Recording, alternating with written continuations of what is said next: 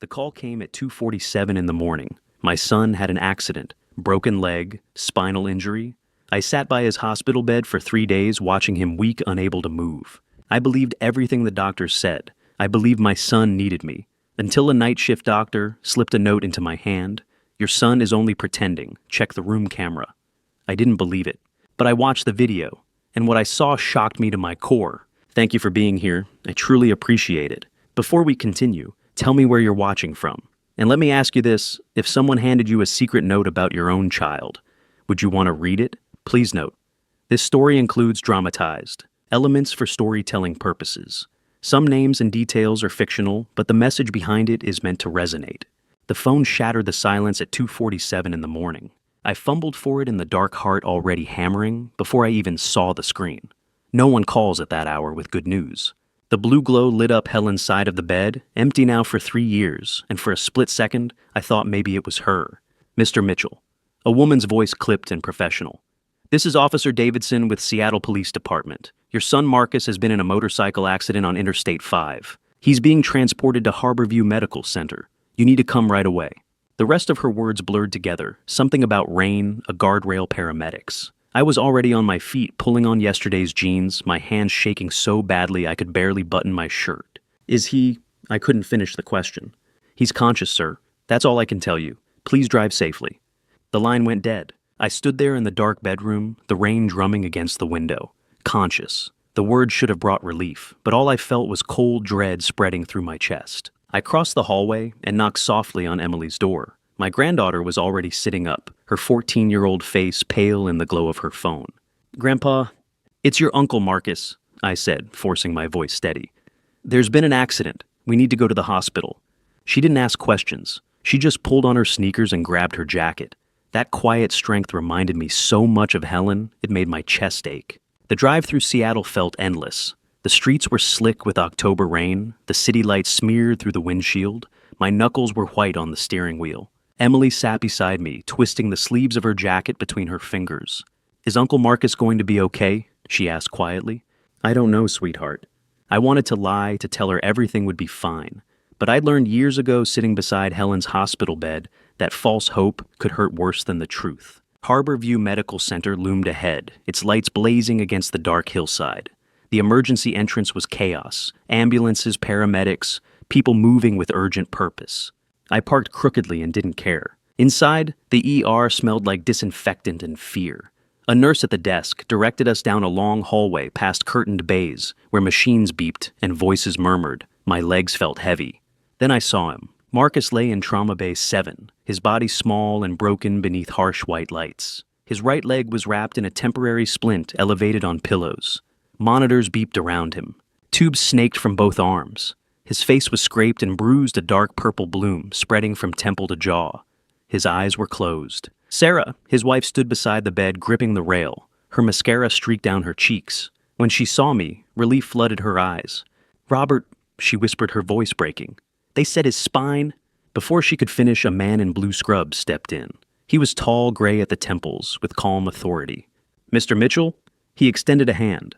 I'm Dr. Victor Harmon, Chief of Orthopedic Surgery. I've been overseeing your son's care.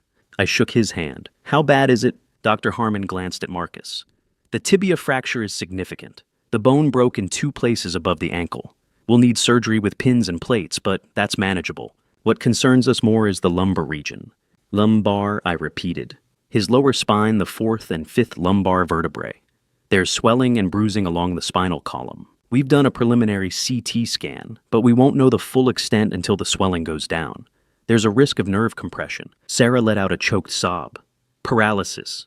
He might not walk again. Dr. Harmon's expression softened slightly. It's too early to say. The next 48 to 72 hours are critical.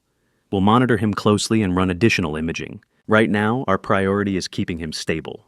I looked down at Marcus. His eyelids fluttered. I wanted to shake him awake to demand answers. What happened? Why was he out riding in the rain? But all I could do was stand there helpless. Can I stay with him? Of course. We'll move him to a private room upstairs once he's stable. Dr. Harmon left. The bay fell quiet except for the beeping monitors and the soft hiss of oxygen. Sarah sank into a chair, covering her face. Emily stood beside me, her hand slipping into mine.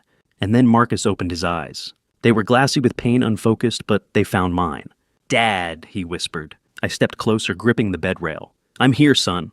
"I'm sorry." His voice was barely audible. "I didn't mean—" "Shh, don't talk. You're going to be okay." He blinked slowly, tears sliding down his temples. "What if I'm not? What if I can't?" "You will." I took his hand. His skin was cold. "You're going to be fine. I promise." It was a lie. I had no idea if it was true, but it was the only thing I could give him. They moved Marcus upstairs 2 hours later to a private room on the 4th floor with a window overlooking Queen Anne Hill. Sarah went home just after dawn, promising to return. Emily curled up on the couch beneath the window, pulling her jacket over herself, her breathing evening out. I sat in the chair beside Marcus's bed and watched him sleep. The rain had stopped. Through the window, pale gray light crept over the city. I thought about Helen. About the last time I'd sat in a hospital room like this, holding her hand, whispering promises I couldn't keep. But this was different.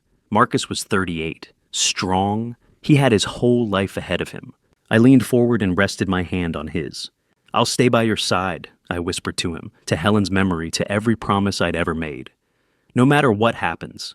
Outside, the city was waking up. Cars moved along the wet streets below. Lights blinked on in apartment windows. Somewhere, a siren wailed and faded. Emily stirred on the couch, murmuring something in her sleep. Marcus's monitor beeped steadily, a rhythm I would come to know by heart over the next 3 days. I sat back in the chair and closed my eyes, exhaustion finally catching up to me. My body ached. My mind was spinning with Dr. Harmon's words, nerve compression paralysis critical, but I pushed them away. Right now, Marcus was alive. He was breathing. He was here. That had to be enough. I didn't know then how much that promise would cost me. I didn't know that in 12 days I would stand in a lawyer's office and watch federal agents put handcuffs on my son. I didn't know that the man lying in this bed, the man I would feed, bathe, and care for with every ounce of strength I had, was already planning to destroy me. All I knew was that I loved him, and I would do anything to save him. 3 days had passed since the accident, and I had barely left Marcus's side. The hospital room became my world, a 12 by 14-foot box with pale green walls, a window overlooking the parking garage, and the steady hum of machines tracking my son's every breath. I learned the rhythm shift changes at 7 in the morning and 7 at night meal trays, arriving at 8 noon, and 6 nurses checking vitals every 4 hours. I didn't go home. Emily brought me clean clothes and a toothbrush. I slept in the recliner by the window, waking every time Marcus shifted or a monitor beeped. Mostly I just watched him. He looked so small in that bed. Marcus had always been strong, tall like his mother, with her dark hair and steady hands. But now wrapped in white sheets with his leg elevated in a brace, he seemed fragile, breakable. I did what I could. I spooned chicken noodle soup into his mouth when the nurses brought lunch, wiping his chin when he was too tired to hold the spoon. I ran a damp washcloth over his face in the mornings, the way Helen used to do when he had fevers as a boy. I helped him change into clean gowns when the night sweats came, his hands trembling as he gripped my arm. He couldn't move his legs, not even a twitch. Dr. Harmon came by twice a day, always with the same careful expression. "We're monitoring the swelling. It's too early to know." But I could see it in Marcus's eyes, the fear that he'd never walk again. Sarah visited every afternoon. She'd sweep in with her purse and phone heels, clicking on tile, kiss Marcus on the forehead, and ask how he was feeling. Then, as she was leaving, she'd pause by the door. "The bills are piling up, Dad," she said. On the second day, her voice soft but firm. "Insurance might not cover everything. The surgery alone—" She shook her head. "We'll figure it out. I just wanted you to know." I nodded, my throat tight. "We'll find a way." She smiled, but it didn't reach her eyes. "I know you will." On the third day, she said it again. "The hospital called about payment plans. I told them we'd handle it, but it's a lot, Robert. Don't worry about it right now," I said quietly. "Just focus on Marcus." She left, and I sat back down, my chest heavy. Emily came by after school each day, backpack slung over one shoulder, face pale and worried. She'd sit on the couch and do homework, glancing up every few minutes to make sure Marcus was still breathing. On the evening of the third day, she set down her pencil. "Grandpa," she said softly, "is Uncle Marcus going to—" Her lip trembled. "Are we going to lose him?" I crossed the room and sat beside her, pulling her into a hug. "No, sweetheart, he's going to be okay." "But what if he's not?" I didn't have an answer, so I just held her. But even as I tried to reassure everyone, something nagged at me. Something I couldn't name. It started small. On the second day, when a young resident with wire-rimmed glasses came to check Marcus's reflexes, Marcus's jaw tightened the moment the man entered. His hands clenched the sheets. His breathing quickened. "Just a routine exam, Mr. Mitchell." the resident said, pulling out a small reflex hammer. Marcus didn't respond. He stared at the ceiling rigid. The moment the doctor left, Marcus exhaled. His shoulders sagged. His face softened. I told myself it was nothing. He was scared. He didn't like being examined. That was all. But it kept happening. When nurses came in, friendly, efficient, Marcus barely spoke. When Dr. Harmon made his rounds, Marcus answered in clipped sentences. But when it was just the two of us, he was different. Relaxed. Almost calm. "Dad," he said one evening, his voice quiet. "Thanks for staying." "Of course, I'm not going anywhere." He looked at me for a long moment, something unreadable in his eyes. Then he closed them and turned away. That night, the third night, I dreamed about Helen. We were in our old kitchen, the one with yellow curtains she'd sewn herself. She was making pancakes. Marcus was 5 years old, sitting at the table with syrup on his chin, laughing. Sunlight streamed through the window, warm and golden. "You're a good father," Helen said, not looking up. "I'm trying," I told her. She turned and her face was sad. "Sometimes trying isn't enough, Robert. Sometimes you have to see what's really there." I woke with a start. The room was dark. The clock read 2:03 in the morning. The machines hummed softly. City lights glittered through the window. I turned my head and looked at Marcus. He was asleep. His chest rose and fell in slow, steady rhythm. His face was peaceful, no lines of pain, no tension. His hands rested loosely on the blanket. Too peaceful. I'd spent enough time in hospitals to know what pain looked like. I'd watched Helen fight it in her final weeks, the way it carved itself into every breath, every heartbeat. Even in sleep, it never let go. But Marcus looked comfortable, unbothered, like a man at rest. I sat up slowly, my heart beating faster. Maybe I was imagining things. Maybe the medication was that good. Maybe I was exhausted and paranoid, seeing shadows where there were none. But I couldn't shake the feeling. Something wasn't right. I stood and walked to the window. Outside, Seattle was quiet. A few cars moved along the wet streets below. An ambulance sat silent in the bay, its lights off. The rain had started again, soft and persistent. I glanced back at Marcus. He hadn't moved. His breathing remained slow and even. I thought about the way he tensed around the other doctors, the way Sarah kept mentioning money, the way everything felt just slightly off, like a picture frame hanging crooked on a wall. I turned back to the window and pressed my forehead against the cool glass. "Helen," I whispered into the dark. "I don't know what to do." The city offered no answers, just the distant hum of traffic and the glow of streetlights reflecting off wet pavement. I walked back to the recliner and sat down, pulling the thin hospital blanket over my legs. Marcus was still asleep. The monitors still beeped their steady rhythm. But sleep didn't come for me again that night. I just sat there in the dark, watching my son, wondering why everything felt wrong and praying I was mistaken about what my gut was trying to tell me. On the fourth night, everything changed when Dr. Elliott walked into the room. It was 11:30. The hospital had gone quiet the way it always did after visiting hours ended. The fluorescent lights in the hallway dimmed to a softer glow. The only sounds were the rhythmic beep of Marcus's monitors and the distant murmur of nurses at their station. I was in the recliner by the window, a paperback novel open in my lap that I hadn't read a single word of. Marcus was asleep, or at least he looked asleep. His chest rose and fell in that same steady, peaceful rhythm that had bothered me the night before. The door opened quietly, and a man in blue scrubs stepped inside.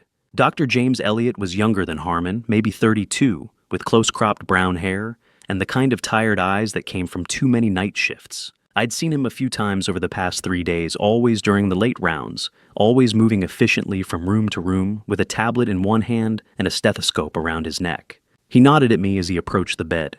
"Mr. Mitchell." "Doctor," I said, closing the book. He glanced at Marcus, then at the monitors, his expression unreadable. "Just checking in. How's he been tonight?" "And same as always," I said, resting. Dr. Elliott didn't respond. He moved to the side of the bed and pulled out a penlight, lifting Marcus's eyelid to check his pupils. Marcus didn't stir. The doctor pressed his fingers to Marcus's wrist, counting the pulse, then made a note on his tablet. Then he did something strange. He leaned over Marcus, adjusting the blanket as if smoothing it down. And in that moment, as his body blocked the view from the doorway, he reached out and pressed something into my hand. It happened so fast I almost didn't realize what he'd done. I looked down. A folded piece of paper, small and white, sat in my palm.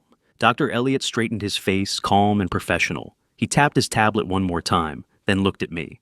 "Everything looks stable." He said, his voice even. "I'll be back in a few hours." He walked out without another word. I sat frozen, the paper burning in my hand like a live coal.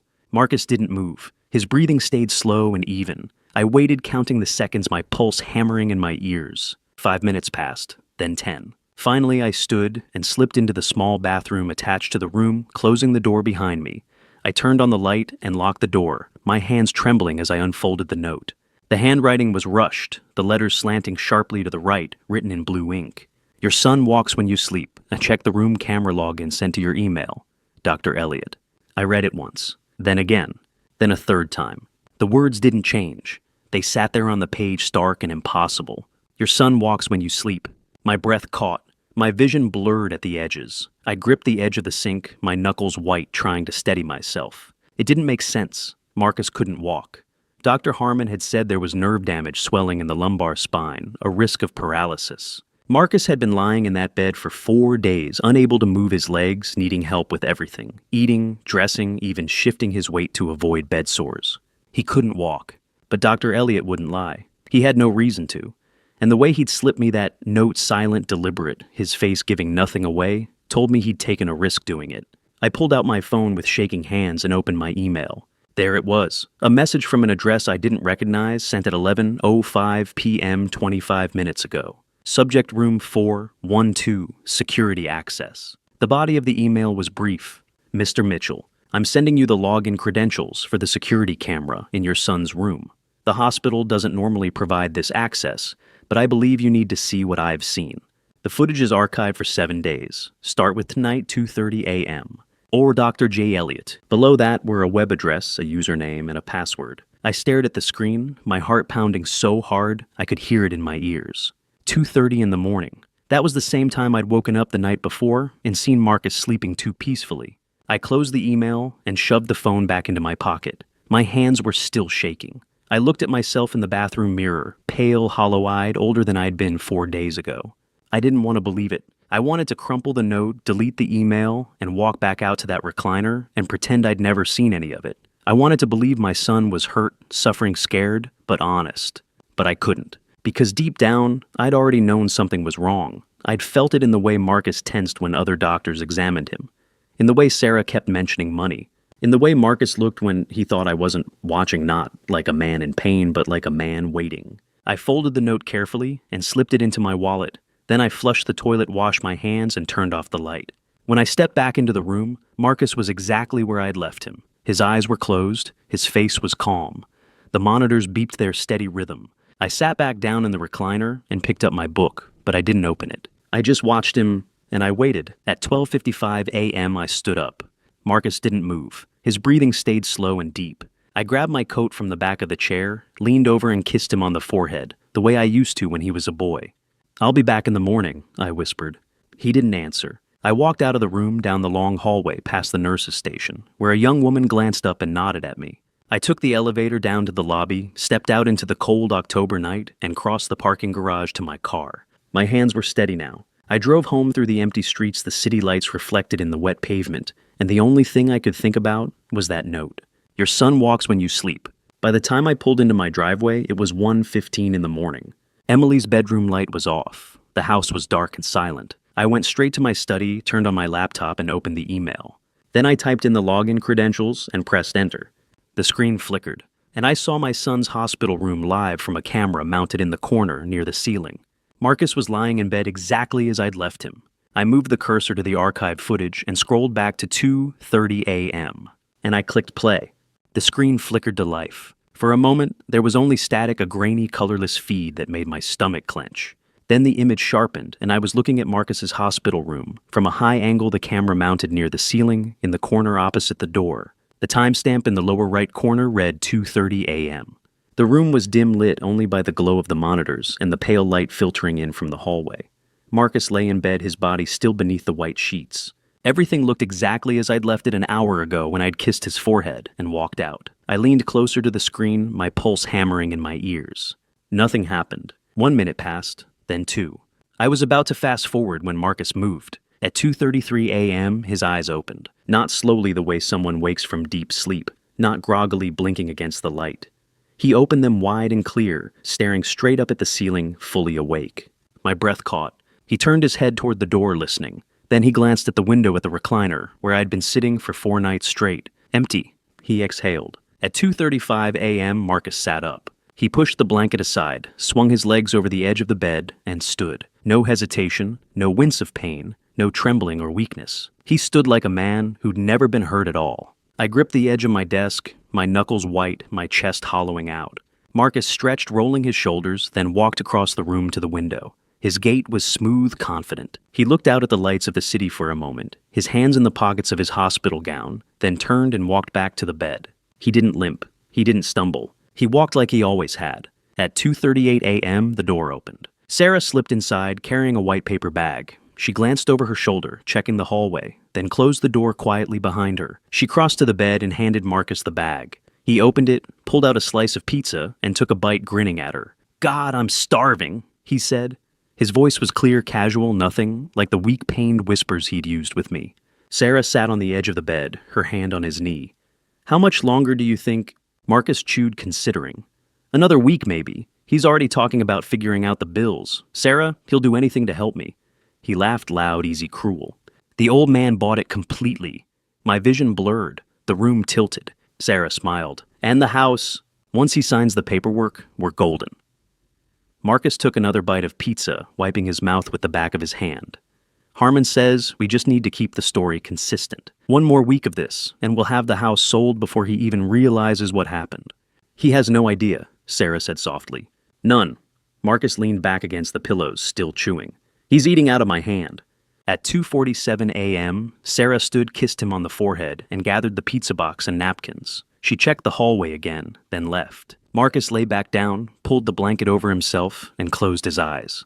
By 2:50 a.m., he looked exactly as he had when the video started, motionless, peaceful, a man paralyzed and suffering. The screen went dark as the timestamp moved forward. I sat frozen, staring at the black screen, my hands shaking so badly I had to clench them into fists. Then I dragged the cursor back to 2:33 a.m. and watched it again.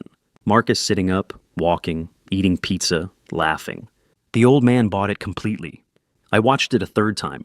This time, I couldn't stop the tears. They slid hot and silent down my face, blurring the screen, but I didn't wipe them away. I just watched my son, my boy, the child. I'd raised the man I'd sat beside for 4 days and nights, lie to my face with every breath he took. I thought about the soup I'd spooned into his mouth, the washcloth I'd run over his face, the way I'd whispered promises to him in the dark.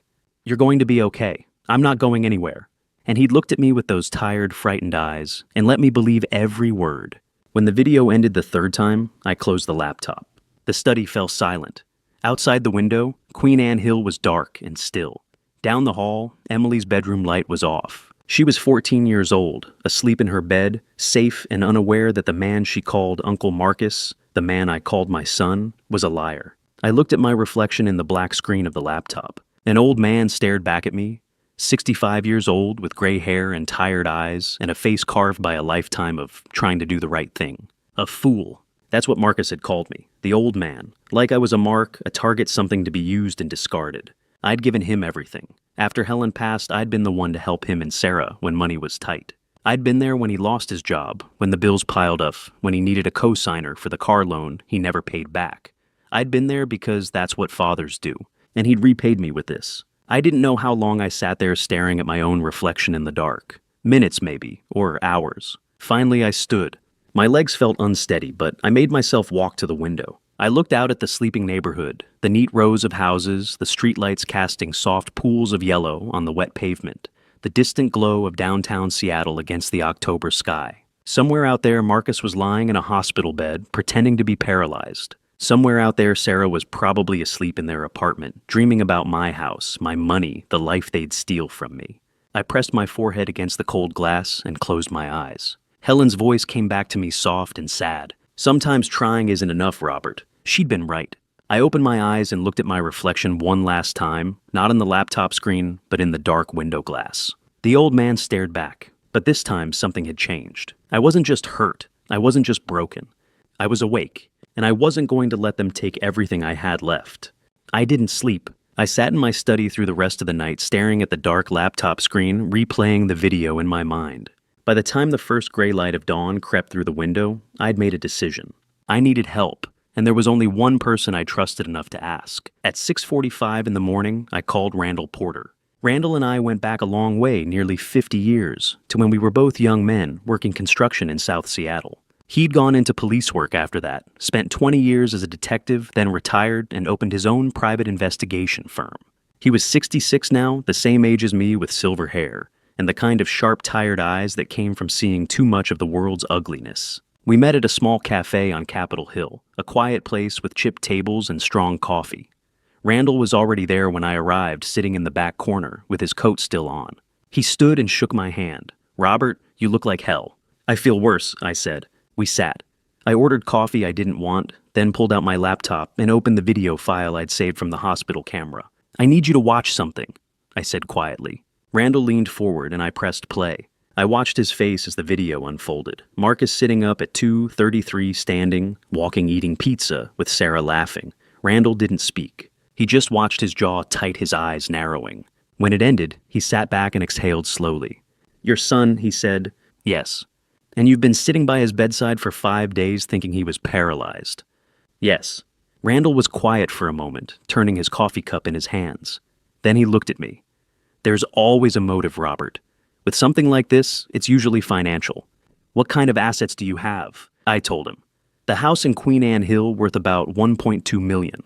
My retirement fund around $800,000. Some savings." Randall nodded slowly. "That's enough to kill for. Or in this case, enough to fake a spinal injury for." The words hit me like a fist. I'd known it, of course. I'd seen the video, but hearing someone else say it out loud made it real in a way it hadn't been before. "I need to know why," I said. "I need to know what they're planning." Randall nodded. "Give me 2 days. I'll dig into your son's finances, his wife's background, the doctor who's treating him, what's his name? Victor Harmon. Right, I'll find out what's going on. But Robert," he leaned forward, his voice low, "if this is what I think it is, you need to be ready. Because whatever comes next, it's going to hurt." "I'm already hurt," I said. Randall looked at me for a long moment, then nodded. "All right, I'll call you when I have something. In the meantime, go back to that hospital. Act like nothing's changed. If they think you're onto them, they'll disappear." I stood, shook his hand, and walked out into the cold morning air. I went back to the hospital that afternoon. Marcus was awake when I walked in, his face pale and drawn in that practiced way he'd perfected over the past 5 days. He smiled weakly when he saw me. "Hey, Dad." "Hey, son." I set down my coat and sat in the recliner, forcing my voice to stay steady. "How are you feeling?" "It's same," he said quietly. "Tired, scared." I nodded and reached for his hand the way I'd done every day. His skin was warm. His grip was steady. And I wanted to scream, but I didn't. I just sat there spooning soup into his mouth when the nurse brought lunch, wiping his forehead, asking if he needed anything. Sarah came by in the afternoon. She kissed Marcus on the cheek, then turned to me with that worried, tired smile. "Robert, I spoke to the billing office again," she said softly. "They're saying the surgery and the extended stay could be over $275,000. Insurance will cover some, but..." She trailed off, shaking her head. "I don't know how we're going to manage." "We'll figure it out." I said the words tasting like ash. She nodded, squeezed my shoulder, and left. That night, alone in the recliner, while Marcus slept, my phone buzzed. A text from Randall. "Found something. Keep playing along." I stared at the screen, my pulse hammering, then deleted the message and closed my eyes. The next 2 days were the hardest of my life. I sat beside Marcus, held his hand, told him stories about his mother. I smiled at Sarah when she visited.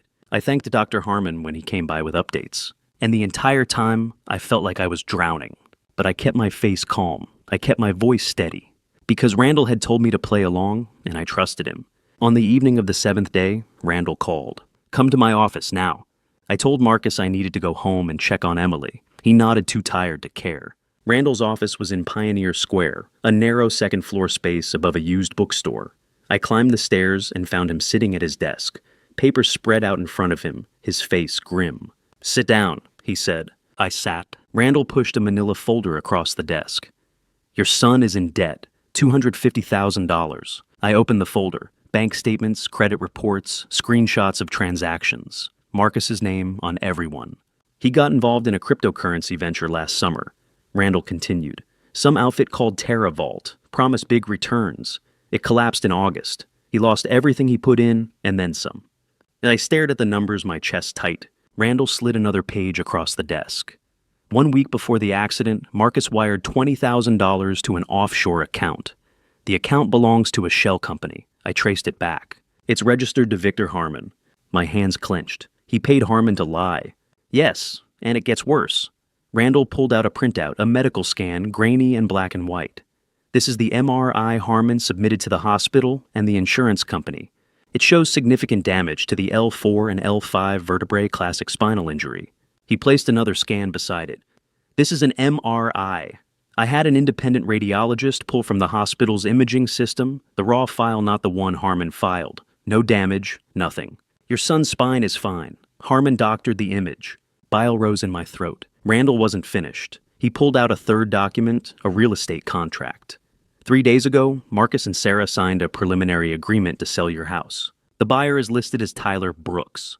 Who's Tyler Brooks? Sarah's younger brother. He's listed as purchasing the house for $650,000, half its value. Once the sale goes through, he'll flip it for the full $1.2 million. Marcus and Sarah split the profit. I couldn't breathe. Randall leaned back in his chair, his face hard. They've been planning this for at least 3 months, Robert. The debt, the fake accident, the bribe doctor, the house sale, it's all coordinated. And they almost got away with it. I sat there staring at the papers spread across the desk, my entire world reduced to black ink on white pages. Finally, I looked up at Randall. What do I do? He met my eyes. That depends. Do you want justice or do you want revenge? I thought about Marcus laughing in that hospital bed pizza in his hand. I thought about Sarah's false smiles. I thought about the house Helen and I had built together, the life we'd lived, the legacy I'd hoped to leave. I want them to know, I said quietly, that they're not the only ones who know how to play the game. Randall smiled a cold, sharp smile. Then let's get to work. I left the cafe at 8 in the morning. Randall was already pulling out his laptop, mapping routes, making calls.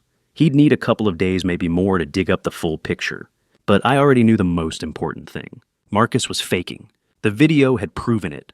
I'd watched my son stand, walk, laugh, and plot with his wife to steal everything I had. Now I needed to know why.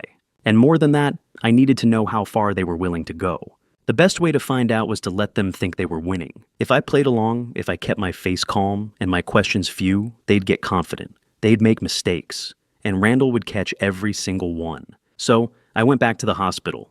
I walked through those automatic doors, rode the elevator up to the 4th floor, and stepped into Marcus's room as if nothing in the world had changed. On the afternoon of the 5th day, I returned to find Sarah waiting for me. She wasn't alone. A man in a dark gray suit stood beside her, holding a leather briefcase. He was maybe 45, with neatly combed brown hair, and the kind of smooth, professional smile that belonged on a billboard. When I walked in, he extended his hand. Mr. Mitchell, I'm David Brooks. I'm an attorney specializing in medical finance and estate planning. Sarah asked me to come by and discuss some options with you. I shook his hand. His grip was firm, practiced. Options? Sarah stepped forward, her face drawn with worry. Robert, the hospital billing office called again this morning. The surgery Marcus needs if they have to operate on his spine, it's going to cost over $275,000. And our insurance? She bit her lip. They're saying it might not cover it. Something about a pre-existing condition clause.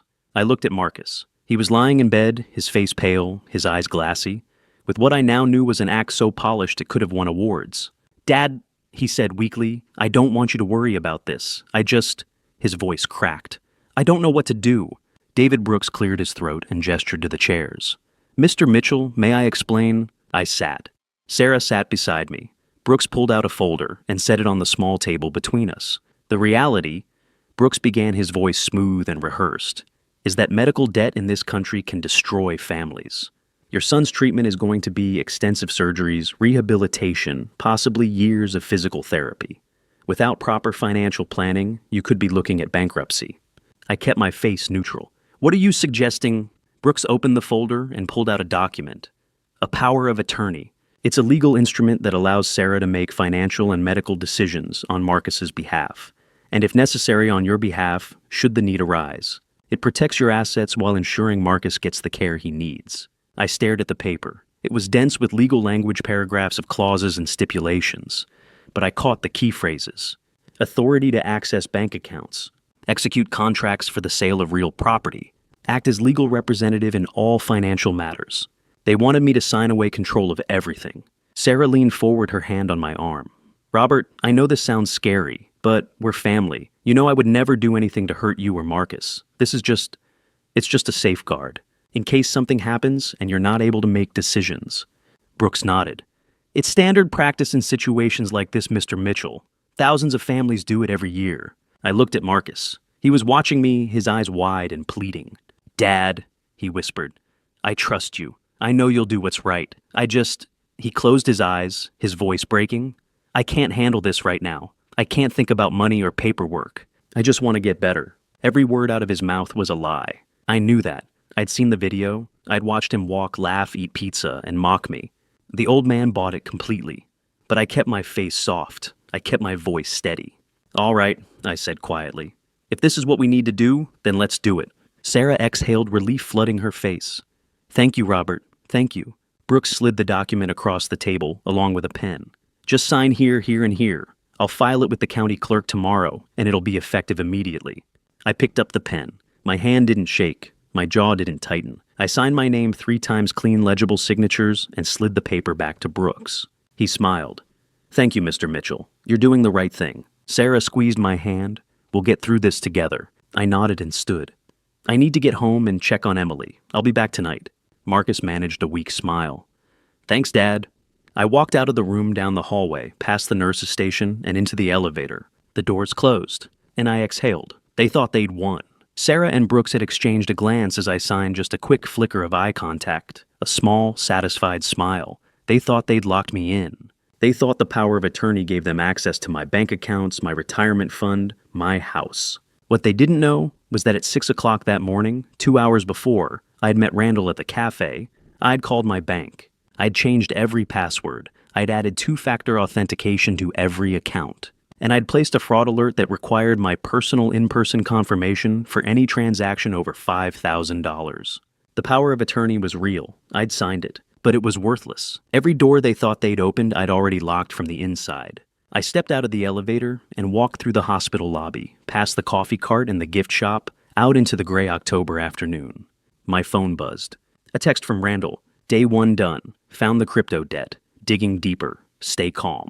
I deleted the message and slipped the phone back into my pocket. Let them think they'd won. Let Sarah and Brooks and Marcus celebrate their clever plan, their signed paperwork, their smooth lies. Because in 2 days, Randall would have everything. And when the time came, I'd show them exactly what happened when you underestimated an old man who'd already lost everything that mattered. For now, I'd play along. But the game had already shifted. And they had no idea. 2 days after I signed the papers, my phone rang. It was the bank. I was sitting in my study, going over bills I didn't care about when the call came through.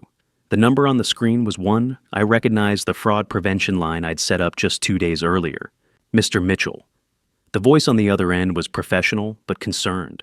This is Jennifer Parker from the fraud department. We've flagged a transaction on your account that we need to verify with you. I sat up straight. What kind of transaction? A wire transfer request for $80,000 submitted this morning at 9:15. The authorization came through a power of attorney filed under the name Sarah Mitchell. We blocked it automatically per your instructions, but we need your confirmation before we proceed. My chest tightened. $80,000. They'd waited less than 48 hours before trying to drain my accounts. Block it, I said, my voice steady. That transaction is not authorized. Block it permanently. There was a pause. Understood, Mr. Mitchell. I'll flag the account with a permanent hold on that POA for any transfers over $500. Do you want us to notify the individual who submitted the request? No, I said quickly. Just block it. I'll handle the rest. All right. Is there anything else we can do to secure your account? I'll come in this afternoon, I said. I want to add additional safeguards. Of course. I'll have everything ready for you. I hung up and sat there for a moment, staring at the phone in my hand. $80,000. They weren't wasting time. At noon, I drove to the bank. It was a gray, cold day, the kind of Seattle afternoon where the rain hung in the air without quite falling. I parked on the street and walked into the branch, a sleek glass and steel building on the edge of Queen Anne. Jennifer Parker was waiting for me in a small office near the back. She was maybe 30, with dark hair pulled back in a neat bun, and the kind of calm, efficient manner that came from dealing with fraud cases every day. Mr. Mitchell. She stood and shook my hand. Thank you for coming in. We sat and she pulled up my account on her computer. The transfer request was submitted online this morning using the power of attorney credentials. It was flagged immediately because of the alert you placed on the account. I want to walk you through some additional security measures we can implement. I leaned forward. Tell me everything. She pulled out a form. First, we can require in-person verification for any transaction over $5,000. That means anyone trying to access your funds, even with a valid power of attorney, would need to come into a branch with you physically present. Do it. The second, we can add a 2ID requirement. Any transaction would require 2 forms of government-issued identification, driver's license, passport, social security card. And we'd need to call you directly at a phone number you provide separate from any number listed on the POA. Add that too. Jennifer nodded and typed quickly. These measures will make it nearly impossible for anyone to access your accounts without your direct involvement. The power of attorney will still be legally valid, but functionally it won't override your security protocols. Good, I said quietly. That's exactly what I want. She printed out the forms, and I signed them. When I walked out of the bank 20 minutes later, every door Sarah and Marcus thought they had opened was locked, bolted, and barred. My phone rang again as I reached my car. Sarah. I let it ring twice, then answered. Hello, Robert. Her voice was tight, strained. I just got a call from the bank. They said there was a problem with a transaction I tried to make. I kept my voice calm. What kind of transaction? I was trying to transfer some money to cover Marcus's medical bills. The hospital is threatening to discharge him if we don't pay the deposit, and I thought... She paused, and I could hear the edge of panic in her voice. I thought the power of attorney would let me handle it, but they blocked it. It's just some security protocols, I said evenly. I set them up a few days ago to protect against fraud. I'll handle it, Sarah. Don't worry.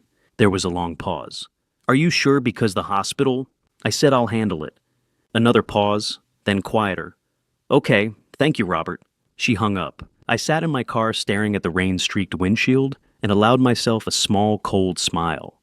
They were panicking. Over the next 4 days, from the 7th to the 11th, I played the role of the worried father perfectly. I brought food to the hospital, homemade soup in a thermos, sandwiches from the deli Marcus used to love as a kid. I sat by his bedside and read to him a thriller about a man wronged by his family, which felt grimly appropriate. I listened to Sarah talk about bills, about insurance denials, about the mounting pressure from the hospital's billing office. And every time she mentioned money, I nodded and said, we'll figure it out. But inside, I was counting down. I watched Sarah's face grow tighter with each passing day.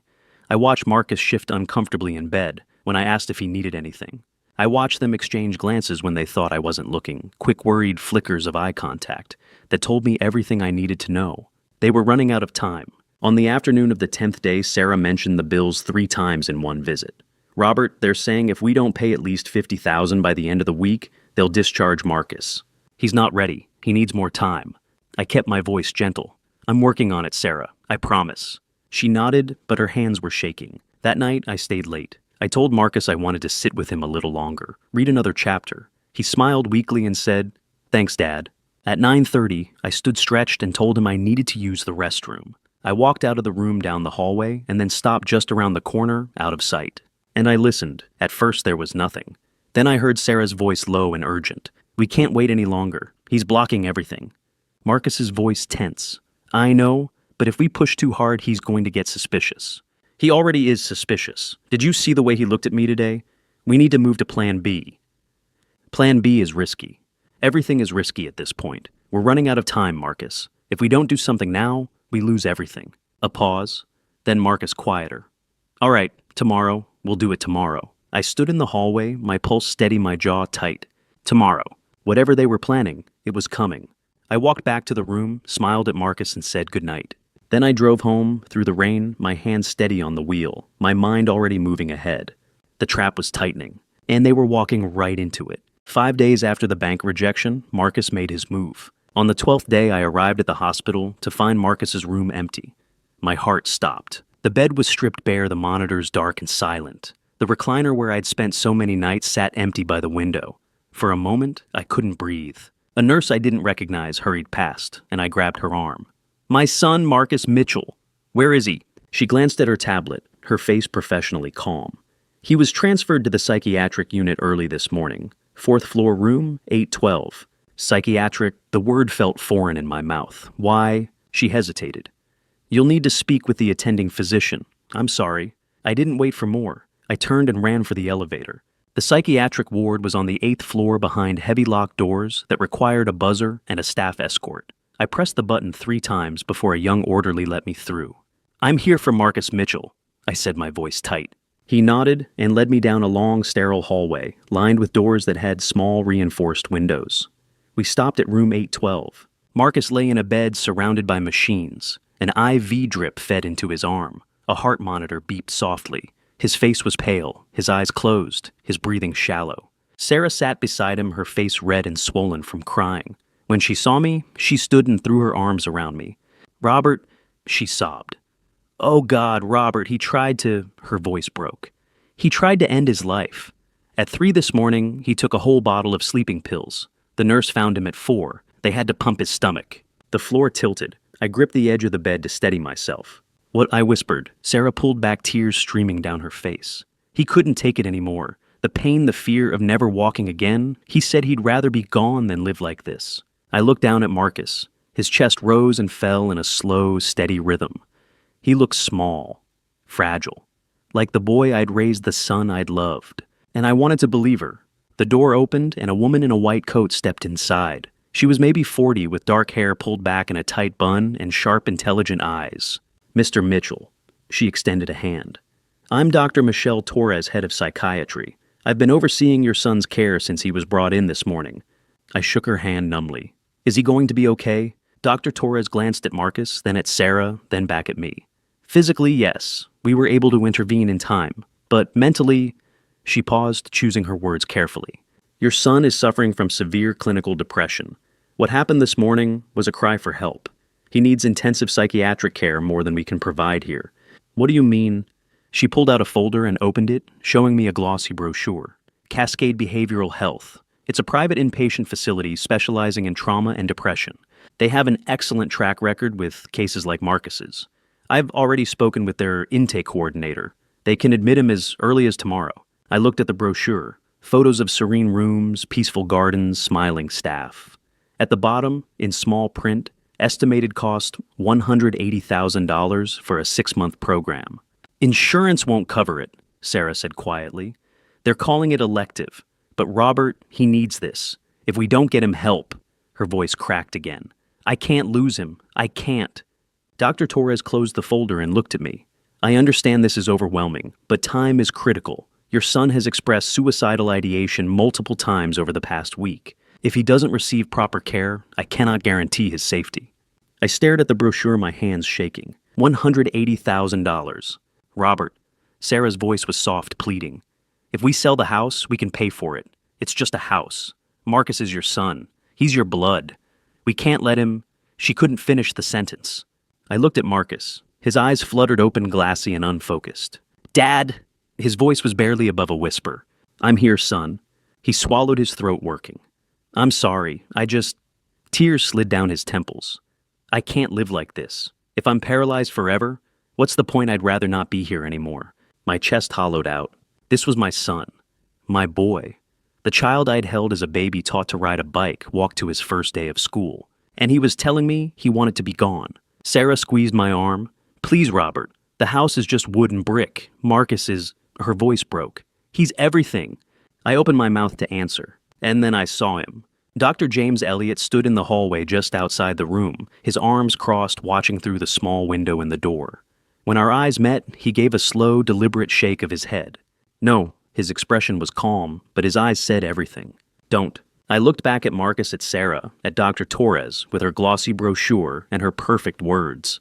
And I saw it. The timing. 3 in the morning, just 1 hour before the nurse's scheduled check. The pills left in plain sight on the bedside table, easy to find. Marcus waking up after only 4 hours, alert enough to speak, to cry, to beg. If he'd really wanted to be gone, he wouldn't have woken up at all. I closed my eyes and took a slow breath. "I need time," I said quietly. Sarah blinked. "What?" "I need time to think. This is a big decision." "Robert, we don't have time." Dr. Torres said, "On to the end, en door." I said I need time. My voice was steady cold. "I'll give you an answer tomorrow." Sarah stared at me. Her mouth open, her eyes wide. Dr. Torres's expression didn't change, but I saw the flicker of frustration in her eyes. "Of course," Torres said smoothly. "Take the time you need, but please understand every day we delay puts your son at greater risk." I nodded. "I understand." I leaned over, Marcus kissed his forehead, and walked out of the room. Dr. Elliott was gone. I rode the elevator down in silence, my hands steady, my jaw tight. I'd almost given in. Almost. For a moment, standing in that room, watching Marcus cry, listening to Sarah beg, I'd almost believed them. Almost signed away the house, the life Helen and I had built, everything I had left. But Dr. Elliott's eyes had reminded me. This was just another lie. Marcus hadn't tried to end his life. He'd staged a performance, timed it perfectly, left the evidence in plain sight, woke up on cue to deliver his lines. And Sarah, sweet worried Sarah, had stood there and sold it like she believed every word. I walked out of the hospital into the cold November morning, the rain falling soft and steady. My phone buzzed. A text from Randall. Cascade Behavioral Health is a shell. Fake address? Owner is Kyle Brennan bankruptcy's fraud charges. Don't sign anything. I stared at the screen, then deleted the message. Let them think I was considering it. Let them think the tears and the pills and the desperate pleas were working. Because the trap wasn't just tightening anymore. It was about to snap shut. That night, Dr. Elliott sent me a text with an address and 6 words. 472 5 Fremont Avenue North Suite. 204. Go there tomorrow. Don't tell anyone. I stared at the message for a long time, then deleted it and closed my eyes.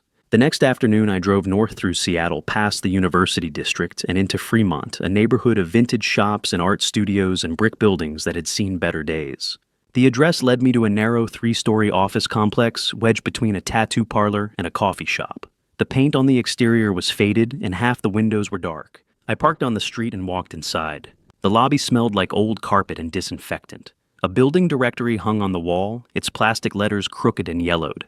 Suite 204 was listed as Cascade Behavioral Health. I climbed the stairs to the second floor. The door to Suite 204 was plain white, with a brand new sign mounted beside it, sleek black letters on brushed steel that read, Cascade Behavioral Health Healing Through Compassion. It looked expensive, professional. It looked fake. I pushed the door open. The waiting room was small, maybe 10 feet by 12, with 4 plastic chairs, a low table stacked with outdated magazines, and a cheap print of a mountain landscape on the wall. A narrow desk sat near the back, and behind it sat a young woman with purple hair wearing a faded band t-shirt and oversized headphones. She was staring at her phone, thumbs moving rapidly over the screen. She didn't look up when I walked in. I cleared my throat. "Excuse me." She glanced up startled and pulled off her headphones. "Oh, sorry, can I help you?" I forced a polite smile. "I'm looking into treatment options for my son. I was told this facility specializes in trauma and depression." She blinked. Yeah, I think so." I waited, but she didn't elaborate. "Can you tell me more about the program?" I asked. "How long has Cascade been operating?" She shrugged. "I'm not really sure. I just started like 2 weeks ago." 2 weeks?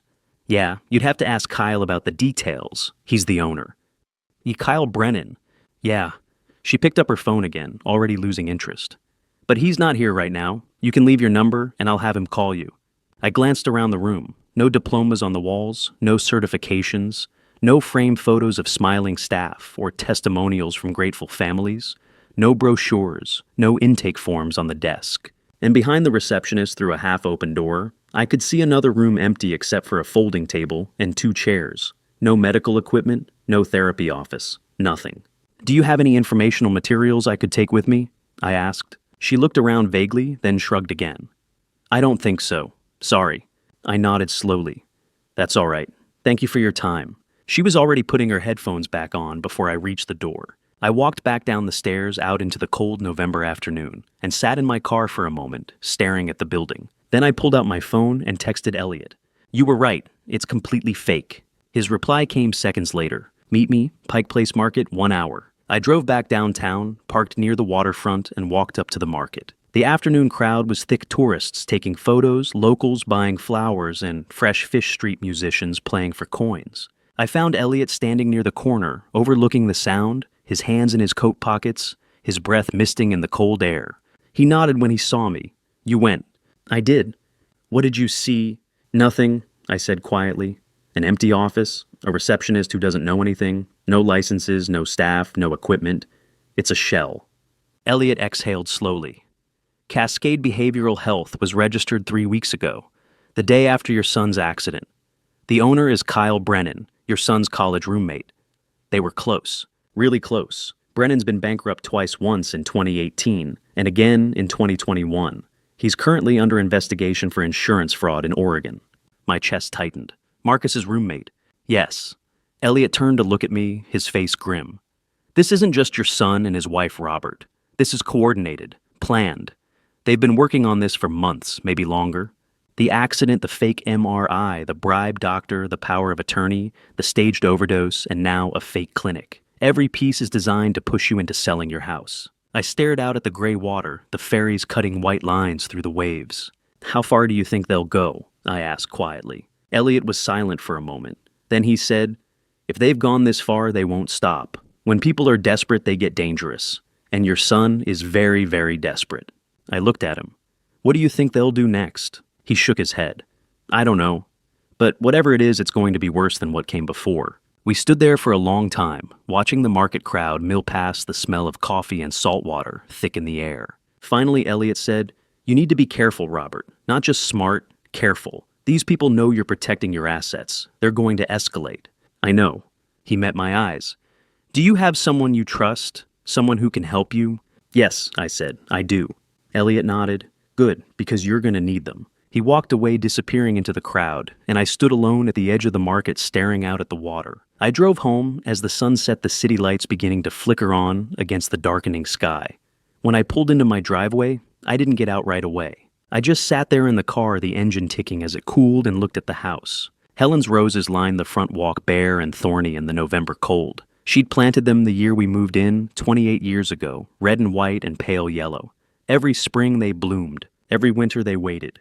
I thought about Marcus as a boy, 5 or 6 years old, running through the garden while Helen watered the flowers. I thought about teaching him to catch a baseball on the lawn, his small hands fumbling the ball, his laughter bright and clear.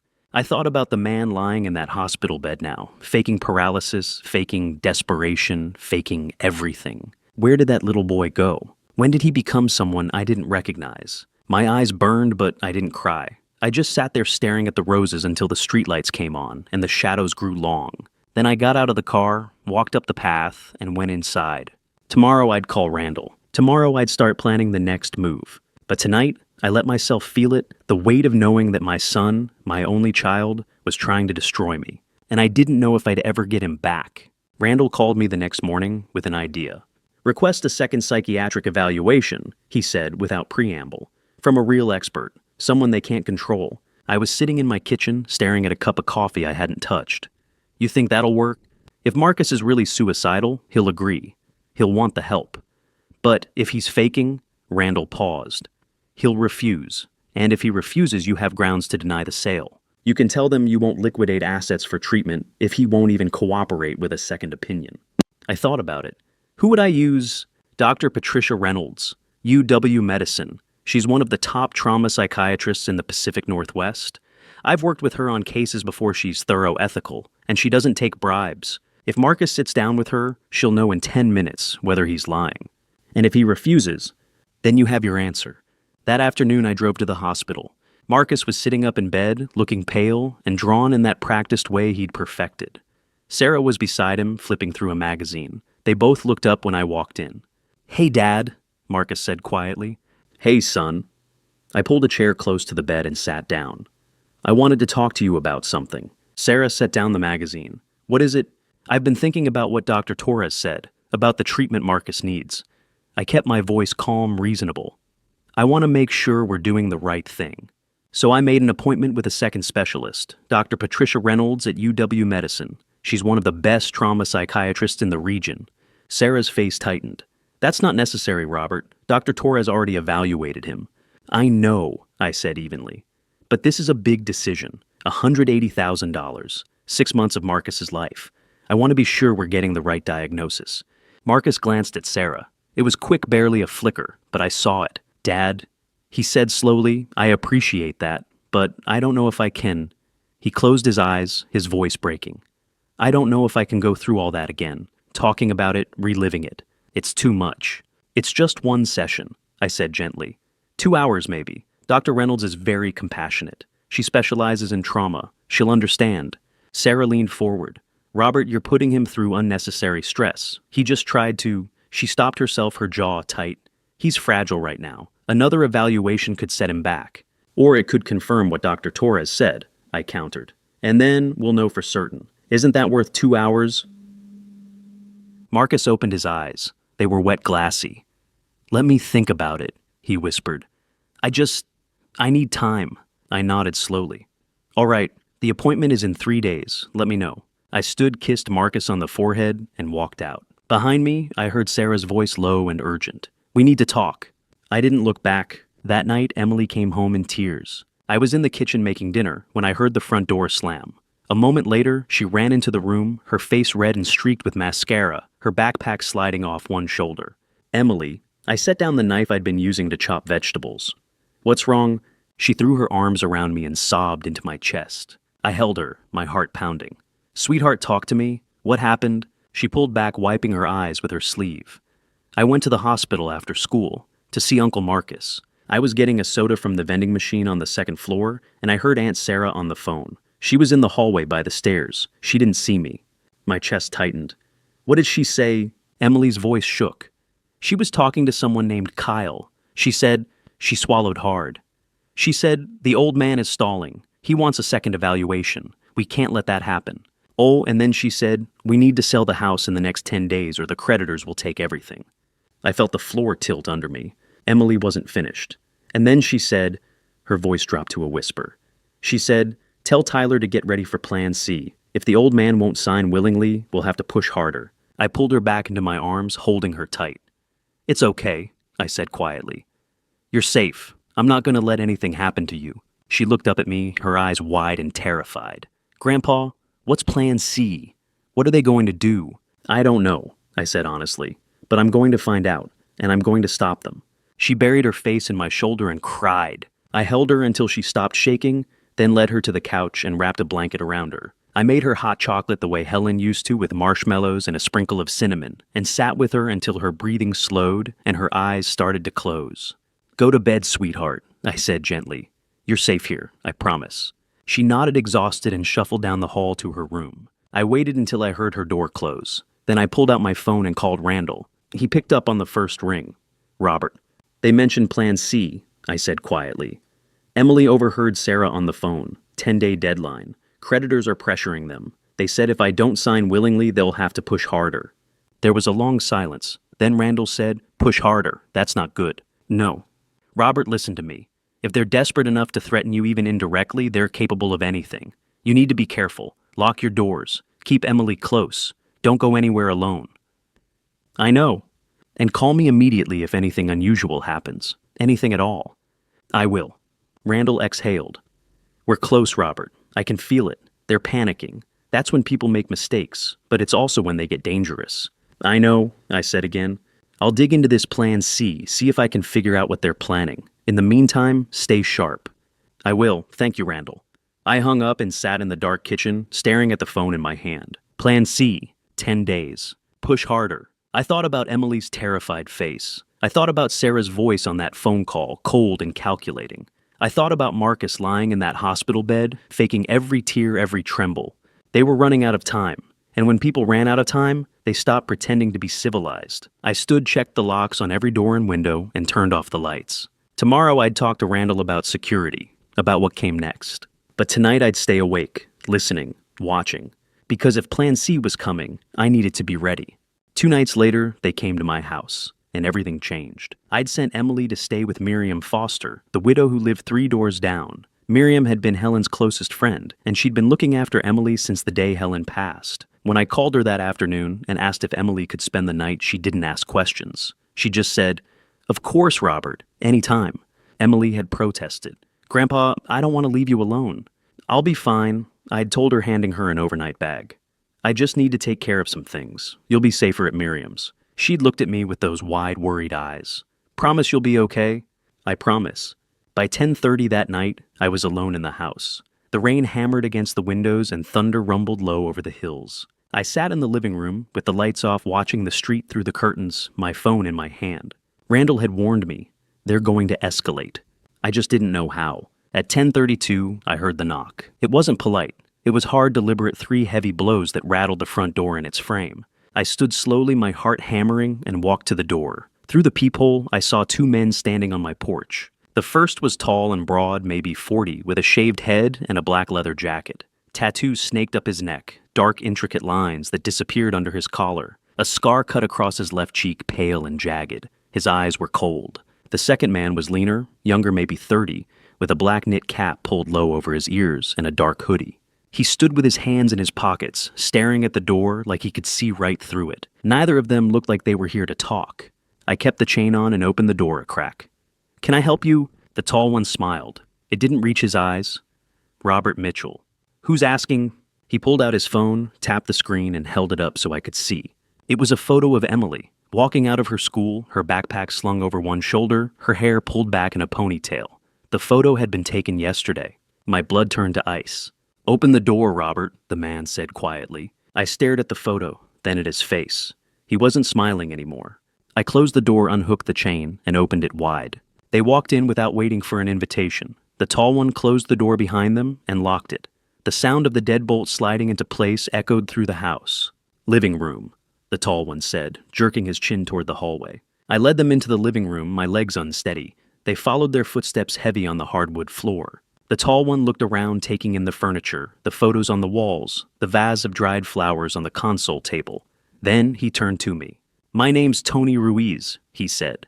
His voice was rough, gravelly, like he'd spent years shouting over loud music. "This is Vincent Cole. We're here about a debt." "I don't owe anyone money," I said, my voice shaking. Tony smiled again. "Not you, your son.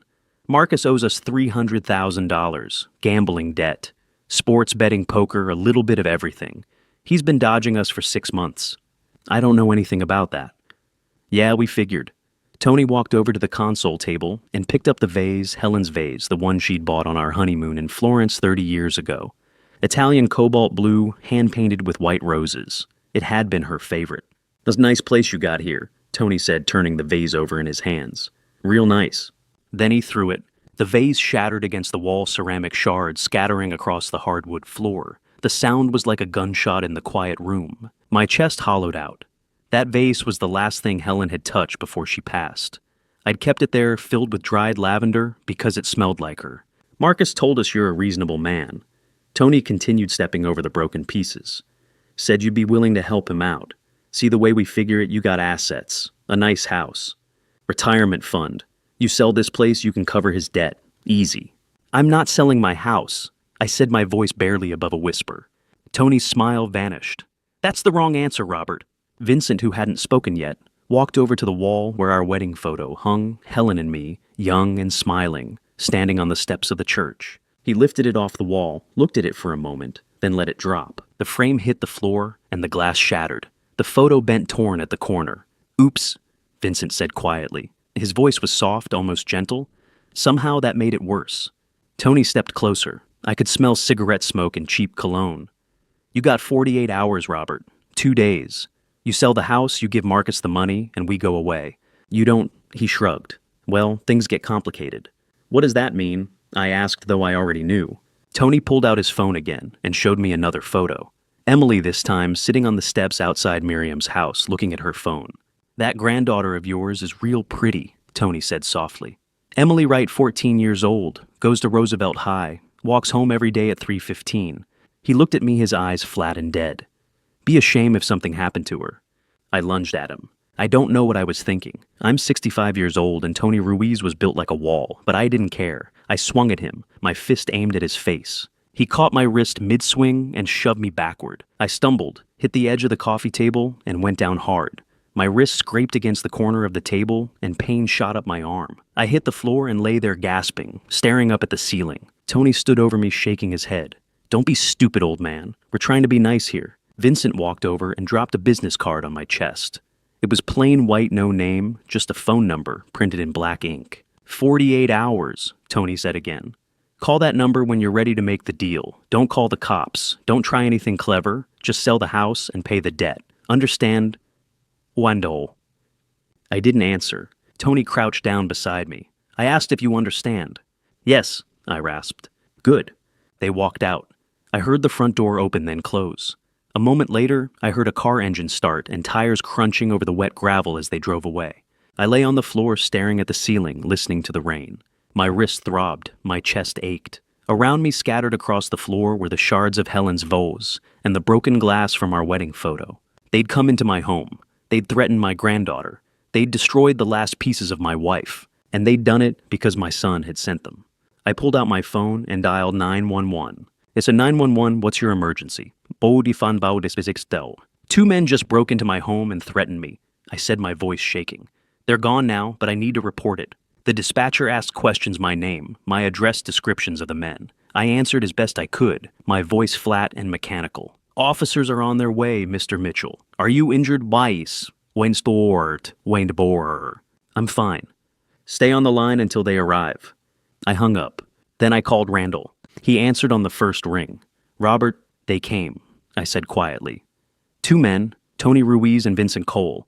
They threatened Emily. They said Marcus owes them $300,000. They gave me 48 hours to sell the house. There was a long silence. Then Randall said, are you hurt? Mwind.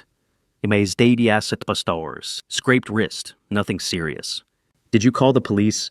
Yes, they're on their way. Good. I'll be there in 20 minutes. Don't touch anything. Don't clean up. We need to document everything. Randall, I said, my voice steady now. It's time.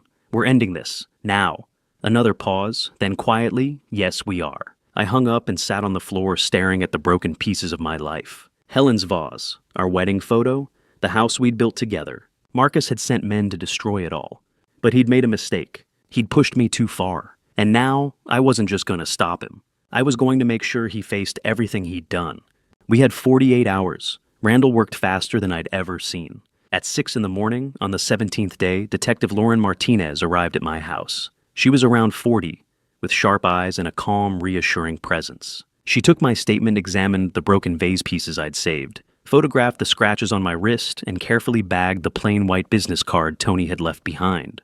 Can you describe the two men? She asked, her pen poised over a notepad. I closed my eyes and saw them again. Tony's tattoo snaking up his neck, the scar cutting through his eyebrow, Vincent's cold stare beneath that knit cap. One was Latino, maybe 40, heavily tattooed, scar through his left eyebrow. The other was white, younger, maybe 30, wearing a dark hoodie and a gray knit cap. Martinez nodded. And they mentioned your granddaughter by name. They showed me a photo of her, from her school. Her jaw tightened. That's targeting a minor. That elevates the charges significantly. By 10 in the morning, Martinez called. We've identified them. Tony Ruiz and Vincent Cole. Both have priors assault extortion loan enforcement.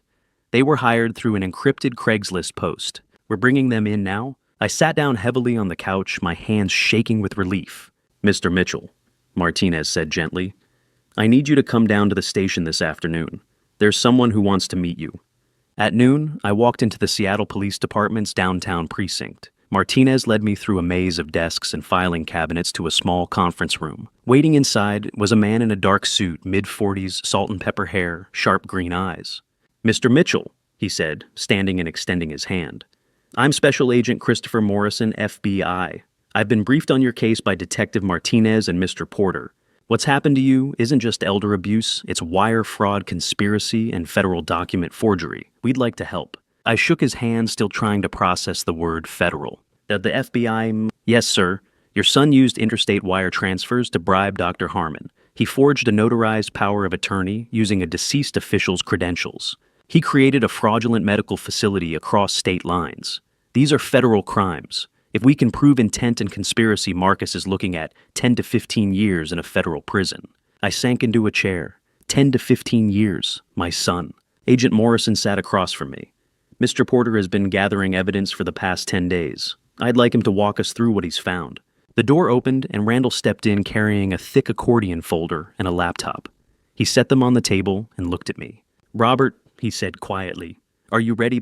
I nodded. Randall opened the folder and pulled out the first document, a printout with a timestamp and a still image from the hospital's security camera. Marcus standing beside his bed, eating pizza. This is the video from the night of October 24th, 2:30 a.m., Randall said. Marcus Mitchell allegedly paralyzed from a spinal injury, walking, standing, and eating normally. This alone proves he's been faking his condition for 3 weeks. Agent Morrison leaned forward, studying the image. How did you obtain this? Dr. James Elliott, a night shift resident at Harborview, provided Mr. Mitchell with the access credentials, Randall said. The hospital's legal team has confirmed the footage is authentic and unaltered. Randall pulled out the next document, a bank statement covered in yellow highlights. On October 13th, 8 days before the accident, Marcus Mitchell transferred $20,000 from his business account to a shell company registered in the Cayman Islands called Apex Holdings LLC. That money was then routed through a second shell company in Delaware, Creystone Financial Group, before landing in the personal account of Dr. Victor Harmon on October 14th. Martinez whistled softly. A bribe. Exactly, Randall said. Harmon used that money to falsify Marcus's MRI scans, making it appear he had a severe lumbar spinal injury, when the original imaging showed no damage at all. He opened his laptop and turned it toward us. On the screen were two MRI images side by side, one showing a healthy spine, the other showing what appeared to be severe compression at the fourth and fifth lumbar vertebrae. Yes, this is the real scan taken the night of the accident, Randall said, pointing to the left image. And this is the one Dr. Harmon submitted to the insurance company and entered into Marcus's medical file. He pointed to the right. An independent radiologist I hired examined both. The second scan has been digitally altered. Photoshop metadata shows it was edited on October 14th, the same day Harmon received the $20,000. Agent Morrison made a note. We'll need the radiologist's sworn affidavit for trial. Already done, Randall said, sliding a thick envelope across the table. Signed, notarized, and ready. He pulled out another document. Next, the fake psychiatric facility. Cascade Behavioral Health, the place Dr. Torres recommended for Marcus's supposed depression treatment. It was registered as a business on October 21st, 3 weeks ago, by a man named Kyle Brennan. Who is he? Martinez asked. Marcus's college roommate, was Randall said. He's also been bankrupt twice in 2018 and 2021, and he's currently under investigation in Oregon for wire fraud related to a fake rehab clinic he ran in Portland. I stared at Randall. Marcus's college roommate? Wandisto. Died. They've stayed in touch over the years, Randall said. Kyle provided the fake facility. Marcus provided the setup. Together, they planned to bill you or your estate $180,000 for non-existent psychiatric care. Agent Morrison shook his head. Unbelievable. Randall wasn't finished. He pulled out the power of attorney document I'd signed on the fifth day, the one giving Sarah authority to handle Marcus's medical and financial affairs. This document was notarized by Jane M. Rodriguez on October 6th. Randall said, "There's just one problem. Jane Rodriguez died in 2022. Her notary credentials expired when she passed. The signature and seal on this document are forgeries." Detective Martinez leaned back in her chair. "So the whole POA is void." "Completely," Randall said. "Which means Sarah had no legal authority to access Robert's accounts. Every transfer she attempted was illegal." He pulled out one final printout, a police report, and 2 mugshots. "Tony Ruiz and Vincent Cole," Randall said. "Arrested this morning. Both have confessed. Marcus hired them for $5,000 paid in Bitcoin through an encrypted messaging app. They were instructed to threaten Mr. Mitchell and his granddaughter, but not to physically harm them, just scare them enough to make him sell the house." I felt sick. "That brings us to the debt," Randall continued. Marcus lost $250,000 in July in a fraudulent cryptocurrency investment fund called TerraVault. He borrowed that amount from an underground loan operation to try to cover his losses. Randall paused and looked at me. That was back in July, but Marcus didn't pay. The loan sharks he borrowed from charged 20% interest per month compounded. By the time Tony and Vincent showed up in November, the debt had grown to $300,000. That's why he was so desperate. That's why he tried to destroy you. The room was silent. Agent Morrison steepled his fingers. "Mr. Mitchell, we have enough evidence to arrest your son, his wife, and Dr. Harmon today. But Detective Martinez has proposed something else, a controlled confrontation. We wire you, you meet Marcus at the lawyer's office as planned, and we record his confession on video. It's risky, but it would give us an airtight case." I looked at Randall. He nodded slowly. "I want to hear it from him," I said. "I want to look him in the eye and hear him admit what he's done." Agent Morrison studied me for a long moment. Then he nodded. "All right. Tomorrow at 2 p.m. We'll have officers positioned in the building. The moment he incriminates himself on camera, we move." He stood and extended his hand again. "Mr. Mitchell, are you prepared for what you're about to hear?" I shook his hand. "I've been preparing for 12 days. The plan was simple. I'd pretend to surrender. Marcus would come to the lawyer's office to finalize the sale, and we'd be waiting. That afternoon, I met attorney Linda Walsh at her office downtown, a narrow high-rise on 3rd Avenue, 12 floors up, with windows overlooking Elliott Bay. Linda was maybe 50 with short brown hair and a no-nonsense expression. She had worked with the FBI before, Martinez told me. She knew how to handle situations like this. "Mr. Mitchell," she said, shaking my hand. I understand this is difficult, but I want you to know we're going to make sure everything is done right. I nodded. Thank you. The FBI tech team arrived an hour later, 2 men in plain clothes carrying black cases full of equipment. They worked quickly and quietly, drilling tiny holes in the conference room ceiling, running thin wires through the walls, testing camera angles. One camera went into the corner near the ceiling, disguised as a smoke detector. Another was built into a wall clock. A third was hidden in the air vent above the table. The microphones were even smaller, one embedded in the fake plant on the table, another in the landline phone. We'll have audio and video from 3 angles, one of the techs said. Crystal clear. And Mr. Mitchell, you'll be wearing a body camera as well. He handed me a small device no bigger than a shirt button. Clip it to your second button. It'll capture everything at eye level. I took it, feeling the weight of it in my palm. Randall stood by the window, arms crossed, watching the rain streak down the glass. When the techs finished and left the room, he turned to me. Robert, he said quietly, you don't have to do this. We have enough evidence to arrest him right now. You don't need to sit across from him and hear him say it. Yes, I do, I said. I looked down at the table at the stack of papers Linda had prepared, the deed transfer, the sales agreement, the closing documents. All real, all legally binding, except we'd never sign them. Because I need to hear it from him, I said. I need to know if there's anything left of the boy I raised, or if he's gone completely. Randall was quiet for a long moment. Then he nodded. All right. The door opened and Dr. James Elliott stepped inside. He was still in his scrubs, like he'd come straight from the hospital. His face was tired, but his eyes were steady. Robert, he said, I heard what's happening tomorrow. I wanted to see you before... He hesitated.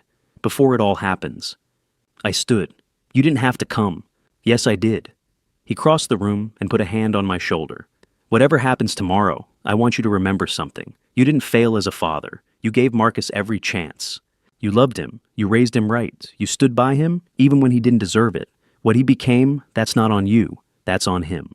My throat tightened. I keep asking myself where I went wrong.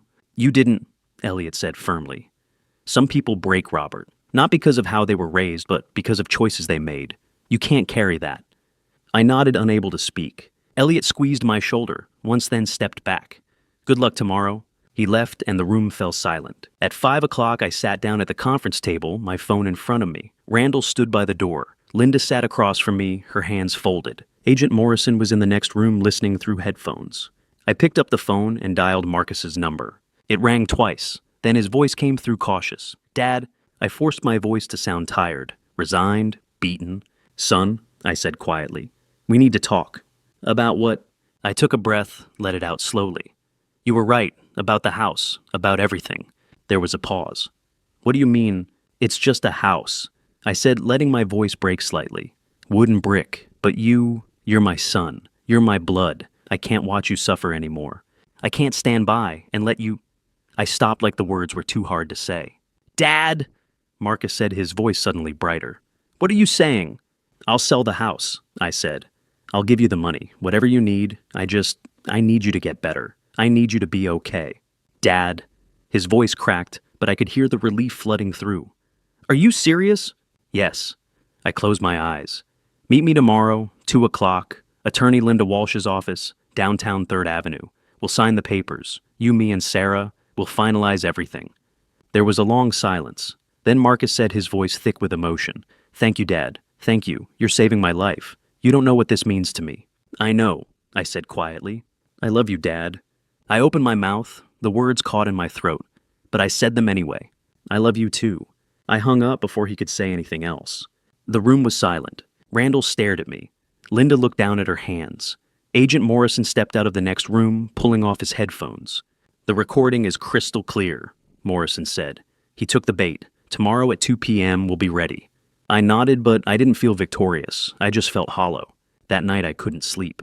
I sat in the living room for hours, staring at the rain running down the windows, listening to the house creak and settle. Emily was asleep upstairs at Miriam's. The house was empty. Quiet. At midnight I walked outside into the garden. The rain was cold and steady, soaking through my shirt within seconds. I didn't care. I walked down the stone path to the back corner, where Helen's roses grew in neat rows, their branches bare and skeletal in the November dark. I stood there, rain dripping from my hair, my hands shoved in my pockets, staring at the place where she used to kneel and prune the stems every spring. Helen, I whispered, I hope I'm doing the right thing. The rain was the only answer. I thought about the phone call, about the way Marcus's voice had sounded when I'd said I'd sell the house. Relief, excitement, not guilt, not shame. Just relief. He'd been planning this for months. He'd faked an accident, bribed a doctor, hired fake thugs to threaten me, and destroyed the last pieces of my wife's memory, all so he could take everything I had. And when I'd finally given in, all he'd felt was relief. I stood in the rain for a long time, letting it wash over me, cold and clean. Tomorrow I'd sit across from my son. I'd look him in the eye, and I'd hear him admit what he'd done. And then it would be over. I turned and walked back inside, water dripping onto the hardwood floor. Tomorrow at 2 o'clock, everything would change. I just didn't know if I was ready for it. If you're still here, comment 13, so I know you're standing with me. And tell me if that were your own child sitting across from you. Would you sign the papers, or would you expose the truth? Because what happened next changed everything. And just a quick note, parts of what follows are dramatized for storytelling purposes. Some details may not fully reflect real events. If this isn't for you, this is the moment to step away. At 1:55 p.m., I walked into Attorney Walsh's office. Marcus was already there, smiling. I stopped in the doorway, my breath caught. Marcus was standing, not sitting in a wheelchair, not lying in a hospital bed, not leaning on crutches. Standing. He stood by the window, his back to the light, dressed in a dark blue suit I'd bought him 2 Christmases ago. His hair was combed back neat and professional. His face was clean-shaven. He looked healthy, strong, like a man who'd never been hurt at all. For 3 weeks I'd watched him lie in that hospital bed, his legs motionless, his face drawn with pain. I'd spooned soup into his mouth. I'd read to him. I'd held his hand and told him everything would be okay. And now he was standing. Dad. Marcus's face lit up when he saw me. He crossed the room in 3 long strides, smooth, confident, no limp, no hesitation, and pulled me into a hug. Thank you. God, thank you. You don't know what this means to me. I stood there, my arms at my sides, feeling the weight of his embrace. He smelled like expensive cologne. His grip was strong. You're walking, I said quietly. He pulled back, grinning. I know, miracle right. The doctor said the swelling went down faster than they expected. Physical therapy's been intense, but I've been working hard. I wanted to surprise you. You did. Sarah sat at the conference table, her hands folded in front of her. She smiled at me, tight, nervous, like she was trying too hard. Hi, Robert. Sarah? Attorney Linda Walsh stood at the head of the table, a stack of documents in front of her. She looked calm, professional, no hint of what was about to happen. Mr. Mitchell, she said, gesturing to the chair across from Sarah. Please have a seat. We have quite a bit of paperwork to go through. I sat. Marcus sat beside me, still smiling. Sarah glanced at him, then at me, her smile flickering. Linda opened the folder and began laying out the documents. Deed transfer, sales agreement, property appraisal showing the house valued at $1.2 million. Purchase offer from Tyler Brooks for $650,000. This is the deed transfer, Linda said, sliding the first document toward me. Once you sign ownership of the property at 4215 Benefit Street, we'll transfer to Tyler Brooks effective immediately. The closing will take place within 7 business days, at which point the funds will be released. I stared at the paper. My house. Helen's house. The place where we'd raised Marcus, where we'd celebrated birthdays and Christmases and anniversaries. Reduced to ink on paper. I picked up the pen Linda had set beside the document. Marcus leaned forward, his eyes bright. Dad, I can't tell you how much this means. You're saving my life. Before I sign, I said quietly, I have one question. Marcus stopped. Of course, Dad. Anything? I set the pen down and looked at him. Really looked at him. At the face I'd kissed goodnight when he was 5. At the eyes that used to light up when I came home from work. At the son I'd loved more than anything in the world. Do you love me? I asked. The room went silent. Marcus blinked. What? Do you love me? I repeated, my voice steady. He laughed, uncertain, confused. Dad, what kind of question is that? Of course I love you. You're my father. I nodded slowly. Then why have you been lying to me for 3 weeks? The smile slid off his face. Sarah's hands tightened on the table. Robert, why did you fake a spinal injury? I continued, my voice calm, almost conversational. Why did you bribe Dr. Harmon to falsify your MRI? Why did you hire 2 men to come to my house and threaten your daughter, Saskai's? Marcus's face went white. I don't know what you're talking about. Yes, you do. I reached into my bag and pulled out my laptop. I set it on the table, opened it, and turned it so Marcus and Sarah could see the screen. This is from the hospital, I said quietly. October 24th, 2:30 in the morning. I pressed play. The video filled the screen. Marcus lying in his hospital bed, then sitting up, then swinging his legs over the side, then standing. Walking across the room to the window, his gait smooth and easy.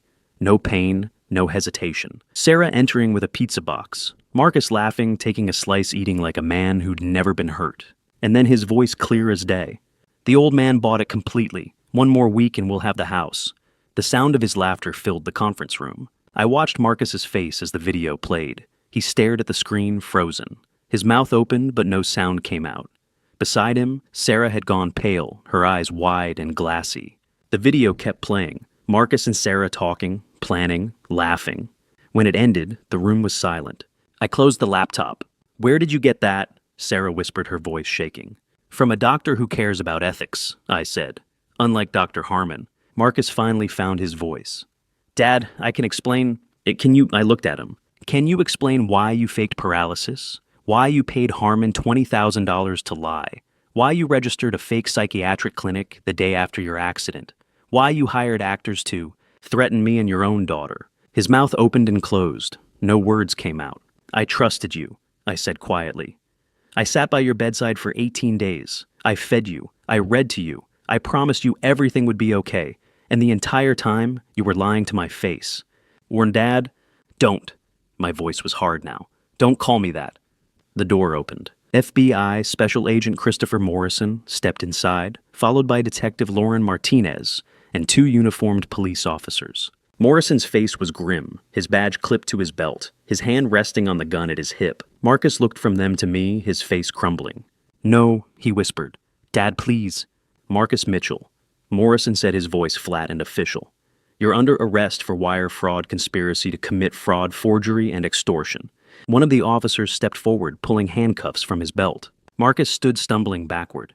"This is a mistake. Dad, tell them—" "Turn around," the officer said.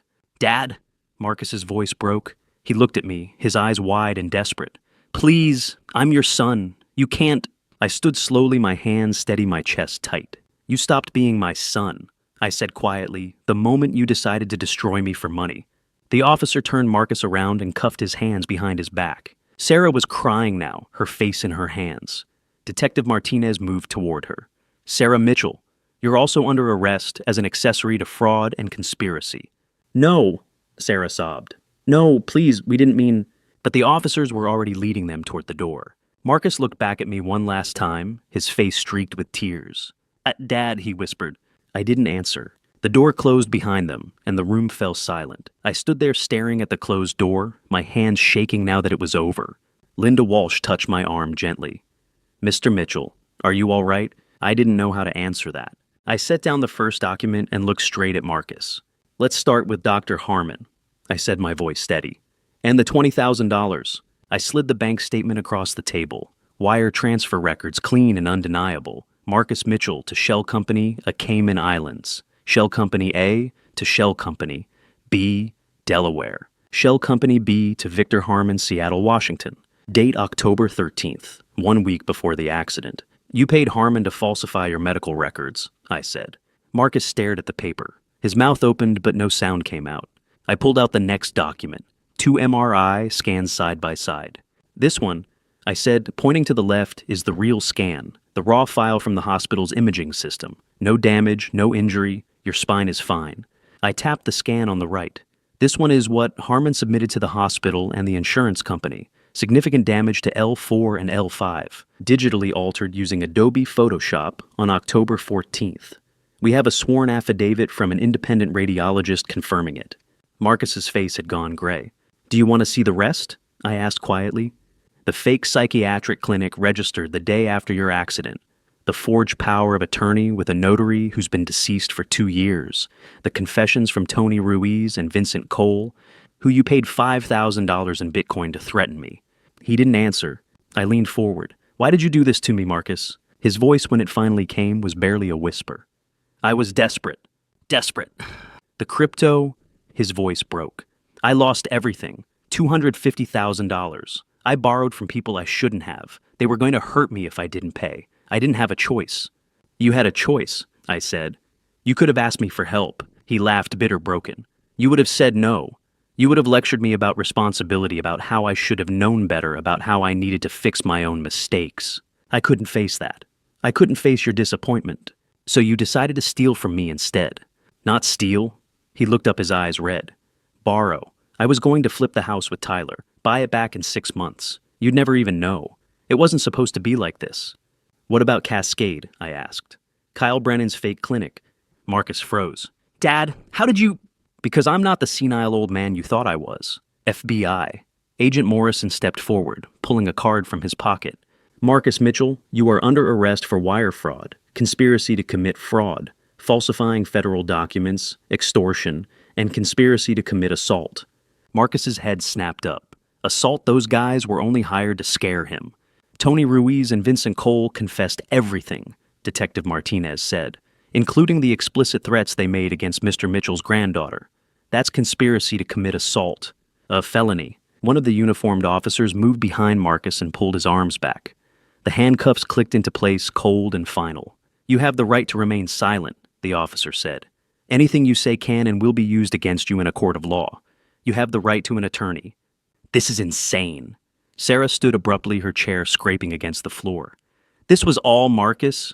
I didn't know anything about the fake clinic, the bribe doctor. I just wanted to help him pay off his debt. Estes. Marcus turned on her, his face twisting. You're lying. That offshore account is yours. You planned the whole Tyler thing. You found Kyle. This was your idea from the beginning. Shut up, Sarah's voice cracked. I didn't... Mrs. Mitchell, Detective Martinez said, calmly pulling out her own handcuffs. We have your emails with Tyler Brooks, discussions about the house sale dating back 3 months. You're complicit. You're both under arrest. Sarah's face went white. No, no, no, no. But Martinez was already turning her around, cuffing her hands behind her back. Marcus dropped to his knees. It was awkward. His hands were cuffed behind him, so he had to lean forward, his balance precarious. But he did it anyway, his face tilted up toward me, tears streaming down his cheeks.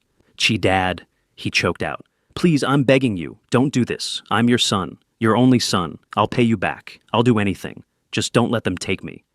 I stood slowly. I looked down at him, at this man who shared my blood, my name, my history. At the boy I'd held when he was born. At the child I'd taught to ride a bike, to throw a baseball, to tie his shoes. At the man who'd faked paralysis for 3 weeks to steal everything I had. I love the boy you used to be, I said quietly, but you're not my son anymore. Marcus's face crumpled. Dad, get him out of here, I said to the officers. They hauled him to his feet. He was sobbing now, his voice breaking into incoherent pleas. Dad, please, please, I'm sorry. I'm so sorry, Dad. They dragged him toward the door. Sarah followed, silent now, her face blank with shock. At the doorway, Marcus twisted around one last time, his eyes wild and desperate. Dad. I turned away. I walked to the window and stared out at the city, my hands shoved deep in my pockets, my jaw tight. Behind me, I heard Marcus screaming my name. I heard the door slam. I heard the sound of his voice echoing down the hallway, fading as they led him away. And then there was silence. Attorney Linda Walsh stood beside me, her voice soft. Mr. Mitchell? I didn't answer. I just stood there, staring at the rain streaking down the glass. It's over, she said gently. I nodded, but it didn't feel like over. It felt like the end of something I could never get back. Agent Morrison approached, his badge back on his belt. We'll need you to come to the station tomorrow to give a formal statement. But for now, you're free to go. Thank you, I said quietly. He hesitated. For what it's worth, Mr. Mitchell, you did the right thing. I didn't answer that either. Randall appeared in the doorway, his face grim. Robert, let's get you home. I followed him out of the conference room, down the long hallway into the elevator. Neither of us spoke. The doors closed and the elevator descended in silence. When we reached the lobby, I stopped. Randall, I said. Oh yeah, I don't have a son anymore. He looked at me for a long moment. Then he put a hand on my shoulder. No, but you have people who care about you. Emily, Miriam, me, Dr. Elliot. That's family too. I nodded, my throat too tight to speak. We walked out into the rain. Behind us, 12 floors up, Marcus was being led into a police van, his hands cuffed, his voice hoarse from screaming. But I didn't look back. I got into Randall's car and we drove away. The city lights blurred through the rain-streaked windows. I closed my eyes and let the silence wash over me. It was over. Marcus was gone. And I was still here, alone, but alive. I don't remember leaving Attorney Walsh's building. The next thing I knew, I was standing on 4th Avenue, my back pressed against the cold brick wall outside, legs shaking so violently I thought they would buckle beneath me. The November wind cut through my jacket, but I barely felt it. All I could feel was the weight of 3 weeks crashing down at once. The hospital vigil, the sleeping pills, the fake clinic, the 2 men who had smashed Helen's Vos. Marcus standing in that conference room without his wheelchair, his face pale as Agent Morrison read the charges. Randall was beside me, his hand gripping my shoulder. "Easy, Robert. Breathe. Just breathe. You did the hard part." I couldn't breathe.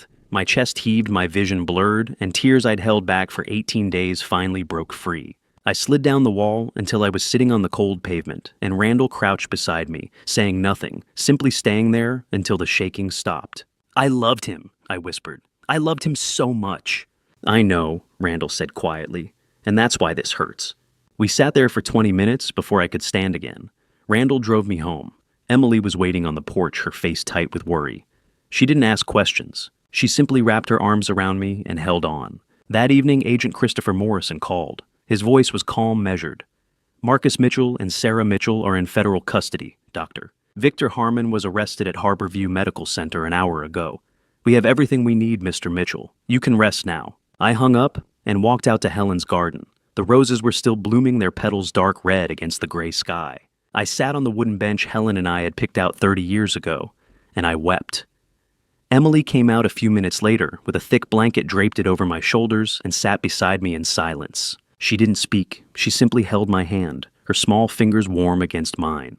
The next 2 weeks unfolded like a procedural drama I was watching from the outside, as if it were happening to someone else. On the 19th day, Morrison called again with the formal charges. Marcus faced 8 counts: wire fraud, conspiracy to commit fraud, falsification of federal documents, extortion, conspiracy to commit assault insurance, fraud, forgery, and elder abuse. The federal prosecutor estimated a sentence of 12 to 15 years in federal prison. Bail was denied. Marcus was considered a flight risk because of his hidden offshore accounts and his connection to Kyle Brennan, who had fled to Mexico and was now the subject of an international warrant. Sarah Mitchell, facing 5 counts as an accomplice, accepted a plea agreement on the 23rd day in exchange for her full cooperation and testimony against Marcus Doctor. Harmon and Kyle Brennan, she received a suspended sentence, 2 years of supervised probation, and 300 hours of community service. She filed for divorce that same afternoon. When Morrison told me, I felt nothing. Not satisfaction, not pity, nothing at all. Dr. Victor Harmon's case moved quickly. The Washington State Medical Commission revoked his license permanently on the 25th day.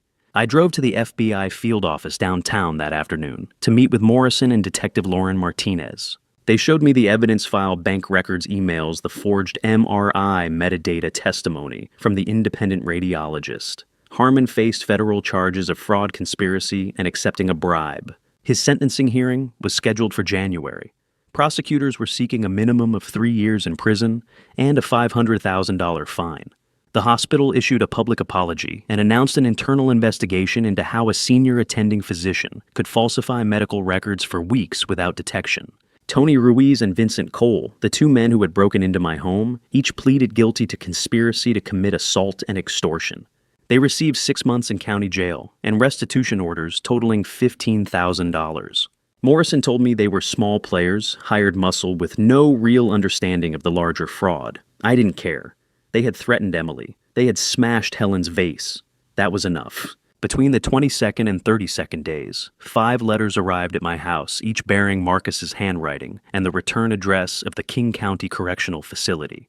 The first envelope was plain white, the kind you buy in bulk at any drugstore. His handwriting was the same slanted cursive I remembered from childhood. The same hand that had written me Father's Day cards, thank you notes, after his college graduation. A postcard from his honeymoon in Maui with Sarah. I stacked the first letter on the kitchen counter unopened. The second arrived 3 days later, then the third, the fourth, the fifth. By the 30th day, they formed a small, neat pile beside the coffee maker. On the 30th day, Emily found me staring at them. She was holding a mug of hot chocolate, her expression cautious. "Grandpa, why don't you read them?" I turned to her. My voice was steady, but my hands weren't. "Because I'm not ready to forgive him, Em. Maybe I never will be." She set down her mug and came to stand beside me, looking at the pile of envelopes. "That's okay, Grandpa," she said softly. "You don't have to. Not ever if you don't want to. I pulled her into a hug, grateful beyond words for her presence. By the 32nd day, the legal machinery had returned everything Marcus and Sarah had tried to steal. The fraudulent power of attorney was nullified. My retirement accounts untouched, thanks to the two-factor authentication and fraud alerts I'd set up on the 7th day, remained secure. The house, Helen's house with its garden and decades of memories, was mine, free and clear. Randall's bill arrived in the mail. I paid it in full and added a 20% bonus. He called to protest. I told him he'd saved my life. Dr. James Elliott stopped by one evening with a bottle of wine. We sat on the porch and talked about everything except Marcus, Elliott's residency, his fiancée, the Seahawks' terrible season.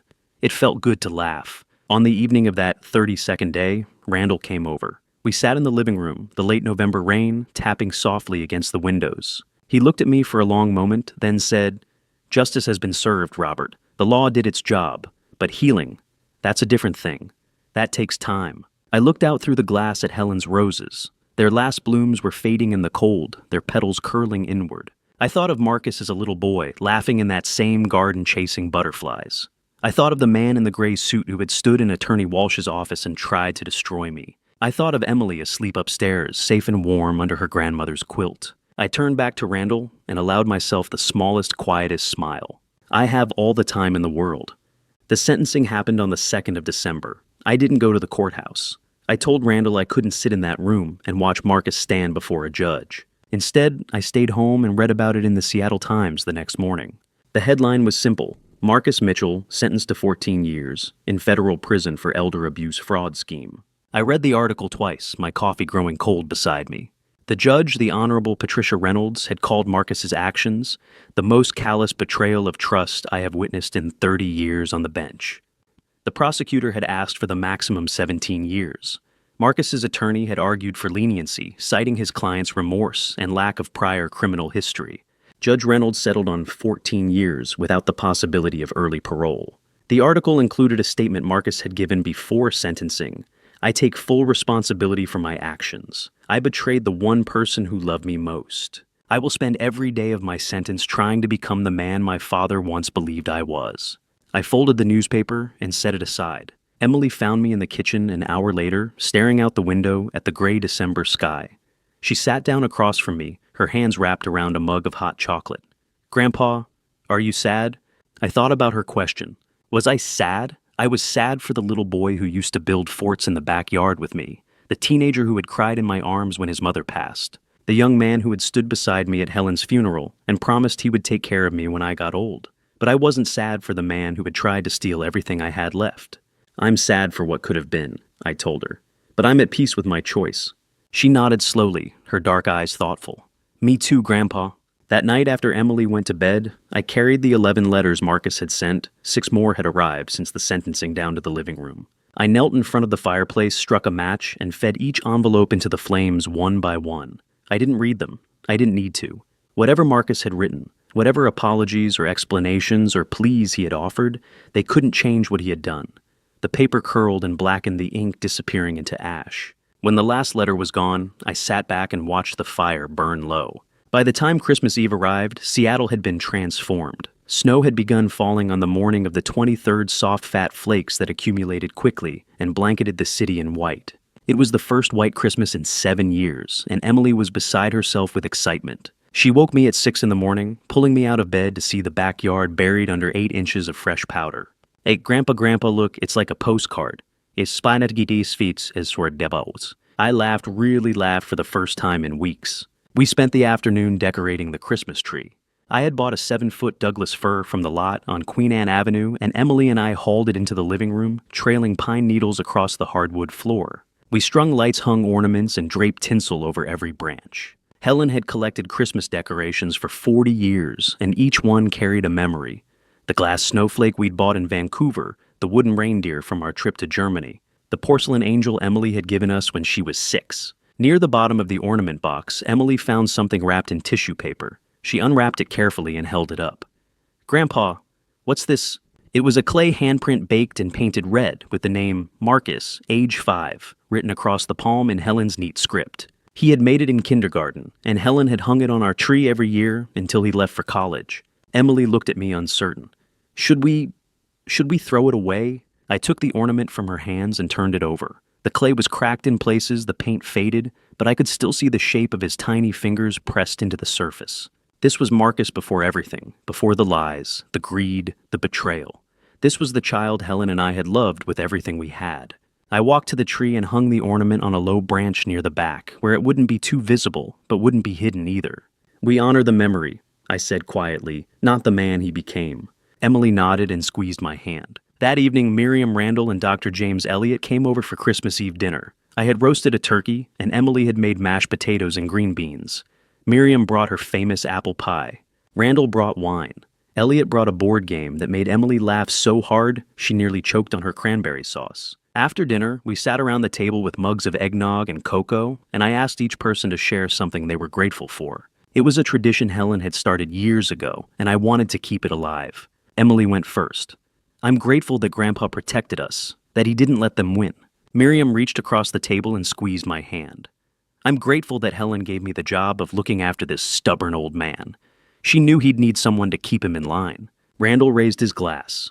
I'm grateful for a friend who taught me that doing the right thing can cost you, but regret costs even more. Dr. Elliott, who had risked his career to slip me that first note, smiled quietly. I'm grateful that speaking up didn't cost me everything, and I'm grateful I got to see justice done. Finally, everyone looked at me. I took a deep breath, my eyes drifting to the window, where snow was still falling, soft and silent. I'm grateful I didn't lose everything, I said. I lost the things that were false, and I found the things that were real.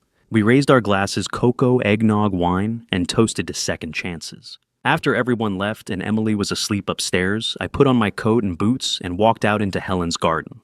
The snow was pristine, untouched, except for a single line of rabbit tracks near the fence. The roses were buried beneath the drifts, dormant and waiting for spring.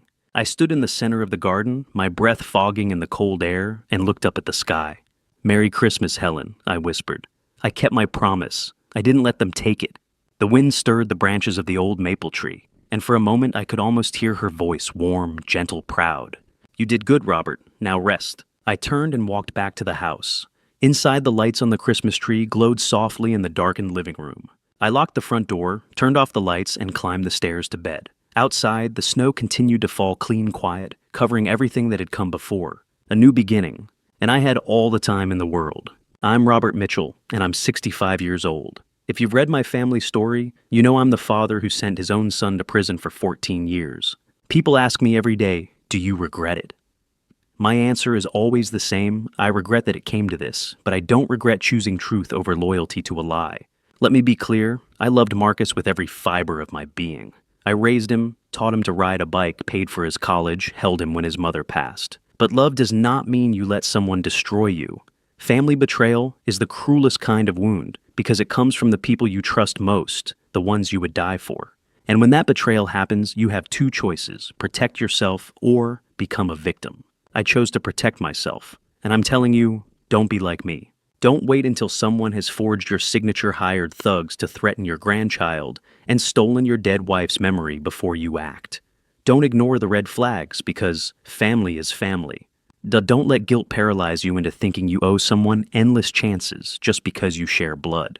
Here's what I learned, and I pray to God you listen. First, trust your instincts. When I saw Marcus tense up around that young resident but relax when only I was there, something in my gut screamed wrong. I ignored it for 2 days because I didn't want to believe my son could lie to me. Those 2 days cost me my peace of mind. If something feels off, investigate. Don't wait for permission to protect yourself. Second, financial boundaries are not cruel. They are survival. The moment Marcus asked me to sign that power of attorney, I should have said no. But I was a father who wanted to save his son. That's why I changed my bank passwords the night before I signed.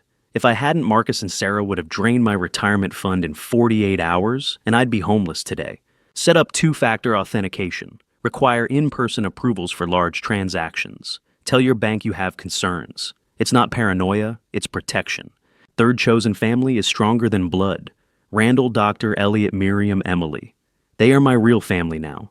They stayed when Marcus ran. They risked their careers and safety to help me. Blood relatives who betray you are not family. They are strangers wearing a familiar face. And it's okay to let them go. Fourth, forgiveness does not mean reconciliation.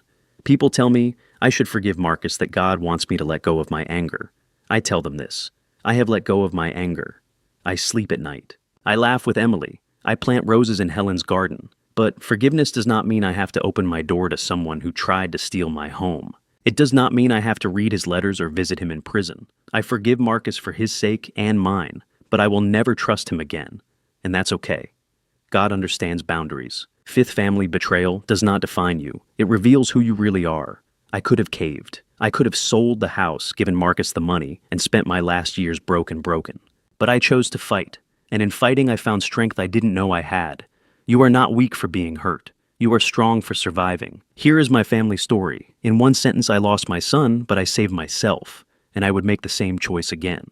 If you are in a situation like mine, if someone you love is manipulating you, lying to you, pressuring you to sign documents or hand over money, please, for the love of God, stop and ask for help. Call a lawyer. Hire a private investigator. Talk to your bank. Tell a trusted friend.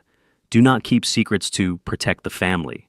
The person hurting you is the one breaking the family, not you. And if you are reading this and thinking, my child would never do that to me, I beg you to remember, I thought the same thing. Marcus kissed my forehead and called me dad while planning to take everything I had. Family betrayal doesn't announce itself with horns and flashing lights. It comes in whispers and urgent hospital visits and tears and apologies and promises to pay you back soon. I thank God truly. I thank him for Dr. James Elliott, who had the courage to slip me that note. I thank God for Randall, who worked day and night to uncover the truth. And I thank God for giving me the strength to look my son in the eye and say no more. Without those three blessings, I would have lost everything. So here's my advice from an old man who learned the hardest way. Set boundaries. Protect your assets. Trust your gut. Choose truth over guilt. And never ever let someone destroy you just because they call you family. Your family story should be one of love, loyalty, and safety, not fear, manipulation, and loss. If it's not, you have the right to rewrite the ending. Call to action. If this story resonates with you, please share it with someone who might need to hear it. Talk to your loved ones about financial safety, about boundaries, about the difference between helping and enabling. And if you are currently being manipulated or abused by a family member, reach out for help today. You deserve peace. You deserve safety. You deserve a life free from betrayal. Final note. This content contains dramatized storytelling elements for educational purposes. Some details are fictionalized, but the lessons and messages are entirely practical. If this style does not suit you, that's perfectly fine. Please seek content that better fits your needs.